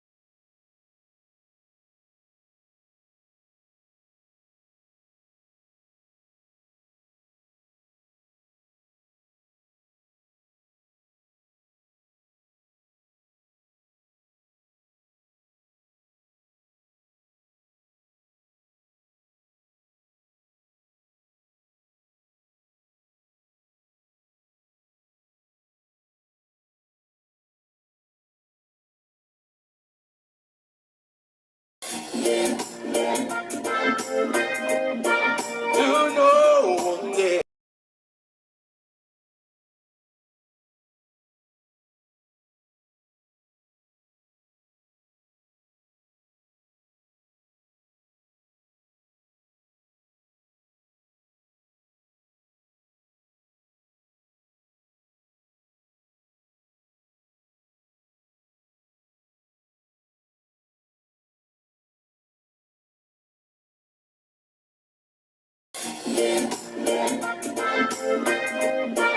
You know one day. Pull up, pull up, pull up. Pull up. Don't mix it, don't mix it. Anyway, me not come to sing. Me's a serious Jamaican. And the reason why I drive in the gate and I nearly go back home. Fix up the mic, please. Too much reverb. Reserve, I want to call it. Reverb. Them rent me a nice car. Because I become a star now. They rent a nice vehicle. But in my country, there are certain things I cannot say. I can't even say, go back way or side way. There's certain things Jamaican don't say. Please fix up the mic, please. Engineer, listen to me and fix the mic. Don't talk to nobody. Listen to me now. Fix the mic. You hear a sound? Eh? One, two, one, two, one, two, one, two. Worse, man. Me tell it. Check 1, 2, 1, 2. Mama. Where you to me now? Oh, so hold on. So because when there, so you might not hear out there, so. Oh, the mic not work over there, so. And at this time, I want to come on up close and personal. I like the front, you know. You know one day. Pull up, pull up, pull up. Pull up.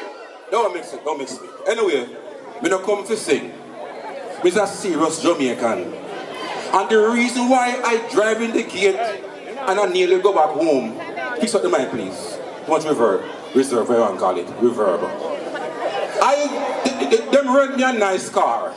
Because I become a star now. They rent a nice vehicle. But in my country, there are certain things I cannot say. I can't even say, go back way or side way. There's certain things Jamaican don't say. Please fix up the mic, please. Engineer, listen to me and fix the mic. Don't talk to nobody. Listen to me now. Fix the mic. You hear a sound? Eh?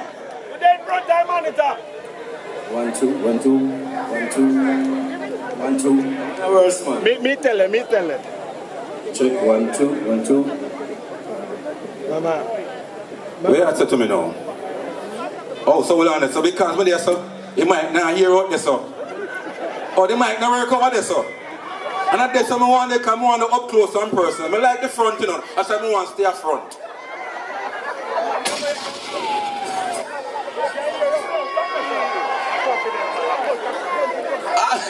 As a Jamaican, I was so mad when I drove the vehicle that they rent for me to come here. A security guard at the front that would tell me, I tell a big man you cannot park there. I say, he said, you cannot park here. So, I say, why? Yeah, so it's not, I say, sir, I am the performer. I'm Lemon. This was his exact reaction to what I said. Oh, it's you. All right, Mr. Lemon, watch me. Push your front that way there and wind up and come.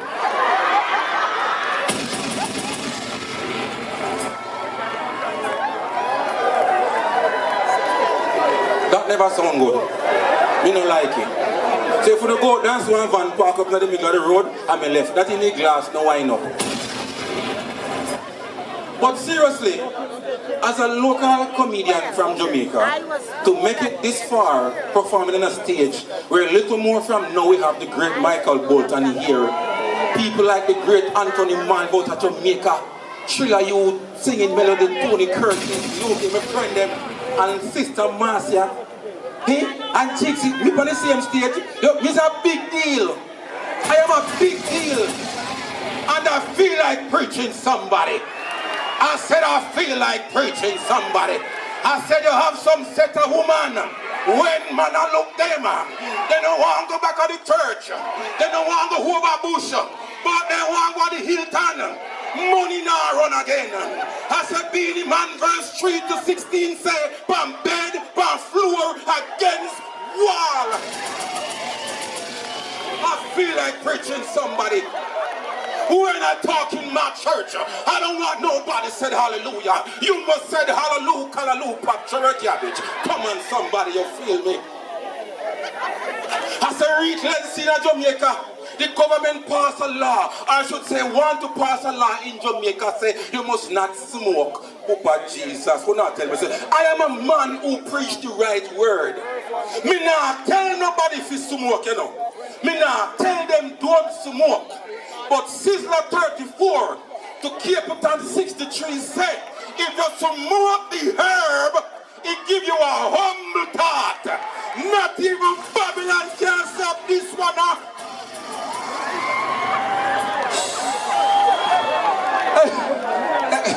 I feel like I want. Hey, give me a next song. Let me calm now. Give me a next song. I've been really trying, baby. Trying to hold. Pull up. Stop. Can you imagine when we do the show Mother's Day and them say, Lemon, you have to come to the show. But they can't say, I am welcome here. Look, then just love you, feel nice. Give me next song, me feel smart. Me look one, give me next. I look one green card, give me next. Play. No man, me just know one more, me see green card, me see it. Hi baby, this one is for you. This song is, watch your volume. I'm doing this for you, okay? I don't want to go back home. So I'm doing this one. Stuck on you. Got this feeling down deep in my soul that I just can't lose. Girl, I'm on my way. Ooh, baby. Needed a friend. How the way I feel now, I guess I'll be with you till the end. Girl, I'm on my way. I might have just stayed. Watch it. Pull up. You know what? I'm gonna do one more before I leave. But I must tell you that I have friends in high places. You understand me? And as a man who speaks the word all the time, I don't go out without leave a message. I should say deliver a message. Children live what they learn. So as a father, I have to be careful what I say to or around my kids. Because you might just say something all the time and it might just happen. Because the words coming out your mouth is very powerful. So be careful what you say to and around your children.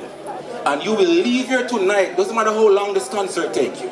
You're going to leave here tonight remembering this.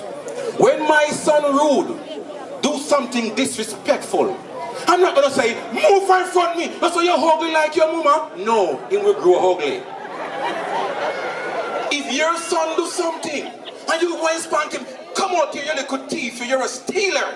him will grow and be a thief, because him continuously hearing the word. When my son rude, and when I say, Akim, come here.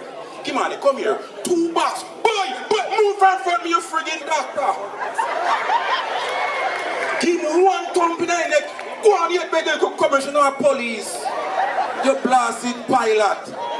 You know those things. Go on, you look like American vice president. Go on, you tell him something.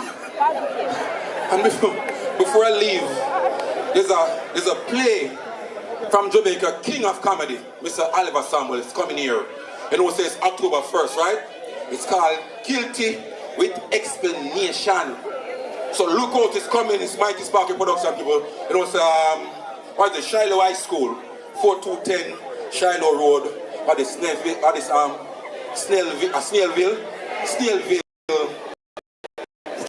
Georgia, whatever. Check it out. But before I leave, give me a next song. One pick one for myself. One.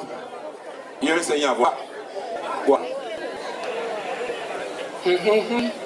Guilty with explanation. Me no want all this. Ellie, me no want, listen. I want to leave.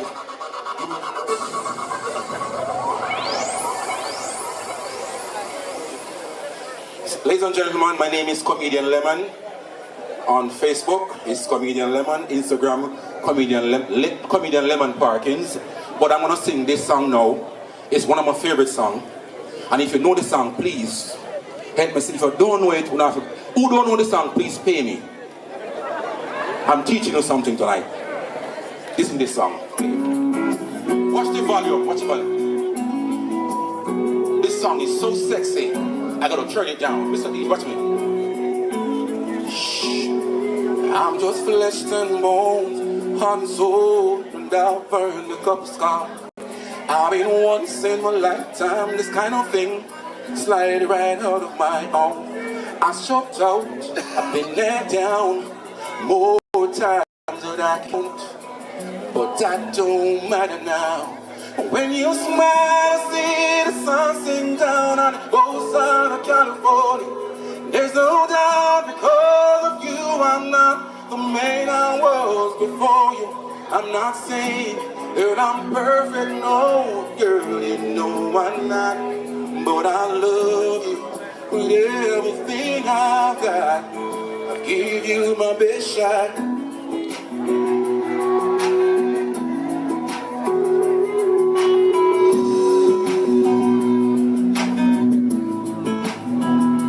When I saw you for the first time, I knew I found amazing grace.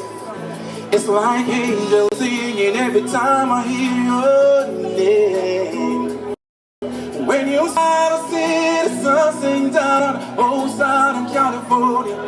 There's no doubt because of you, I'm not the man I was before you. I'm not saying Atlanta, be myself, Tessa. Test me up yourself, legend concert from the old member, up myself, love on Lemon say, enjoy for the show. DJ Ellie.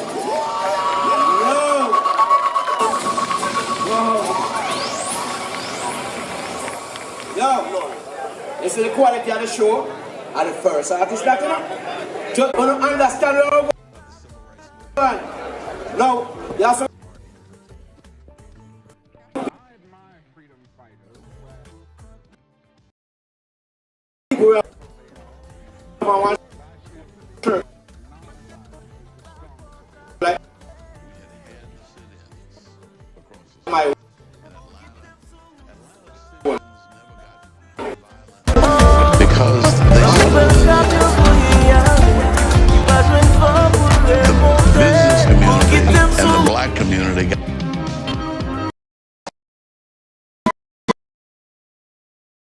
got together and they said, wait a minute, segregation and racism are bad for them.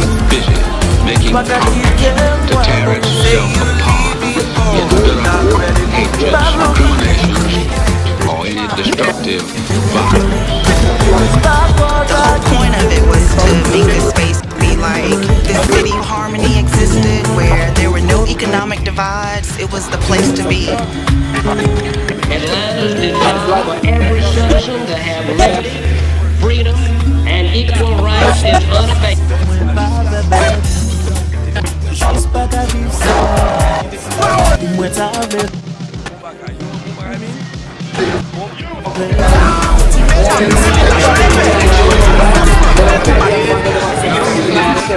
Free giveaway over.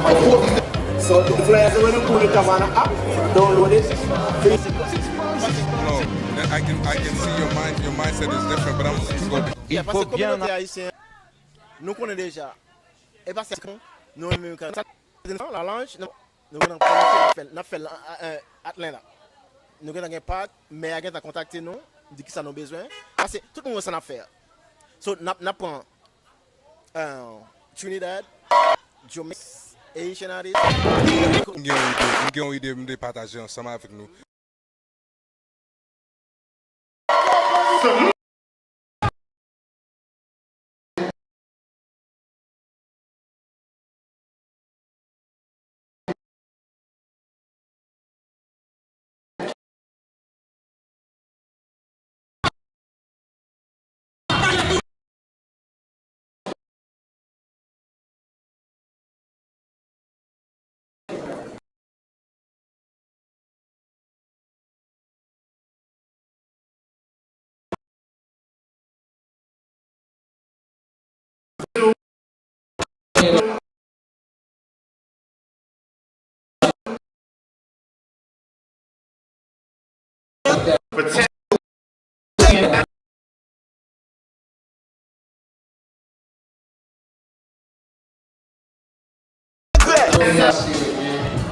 I just had to share this is how it's supposed to be.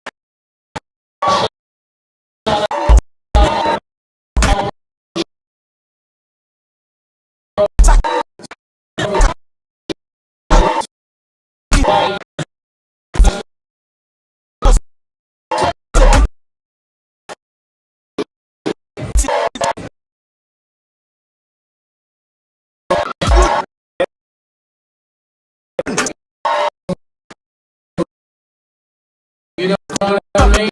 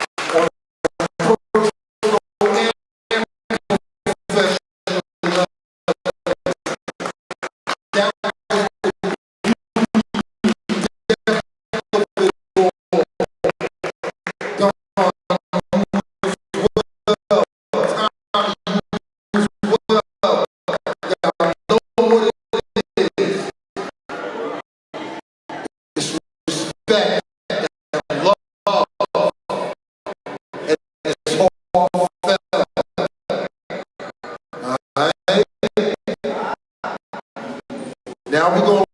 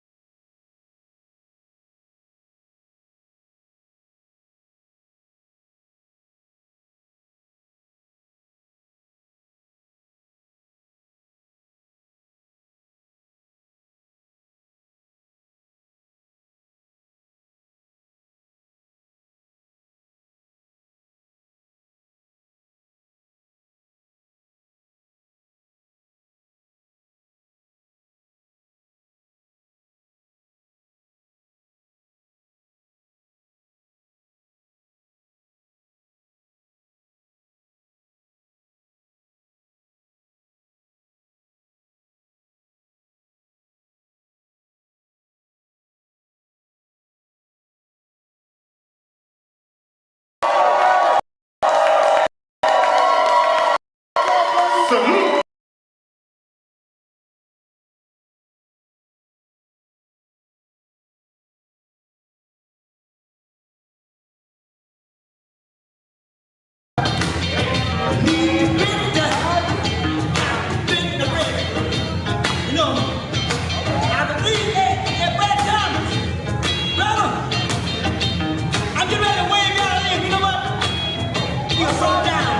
I need to get down. Y'all don't want me to get down.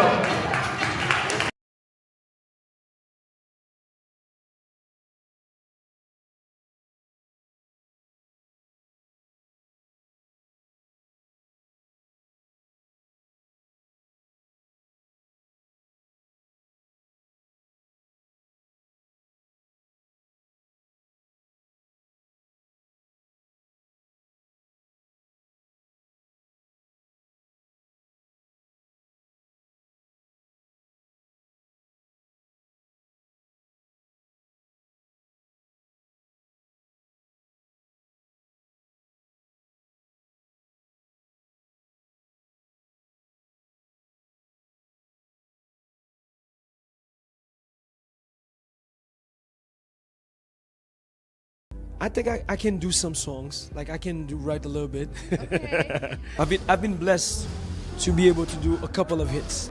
Do you Correct. perform with Beijing? I did. I used to. So we'll see the future, what happens, if we still perform. Now, you have a song, Lupa Munoko. Correct. What a beautiful video. Thank you. Where did you get the inspiration for that? Well, I have to give it to Smitty and the idea that came. First of all, you guys, the fact that we know what's going on in Haiti and not saying anything as a musician is not, I don't think it's right. So I produced this song because of a situation that a friend of mine told me. Like he told me that this little girl, she was 3-year-old, and she was at her house and she received a gunshot, in her head, and there was like, 3-year-old, you in Matissan, and you just get a gunshot. Like, it was sad to hear, and this is how I started that song, and I decided not to point fingers exactly to a specific person, but mostly to society in Haiti. Yeah. And you wrote it? You penned it? No. I'm not. I didn't wrote that song by myself. Okay. I have to big up BIC, which is an amazing writer. He was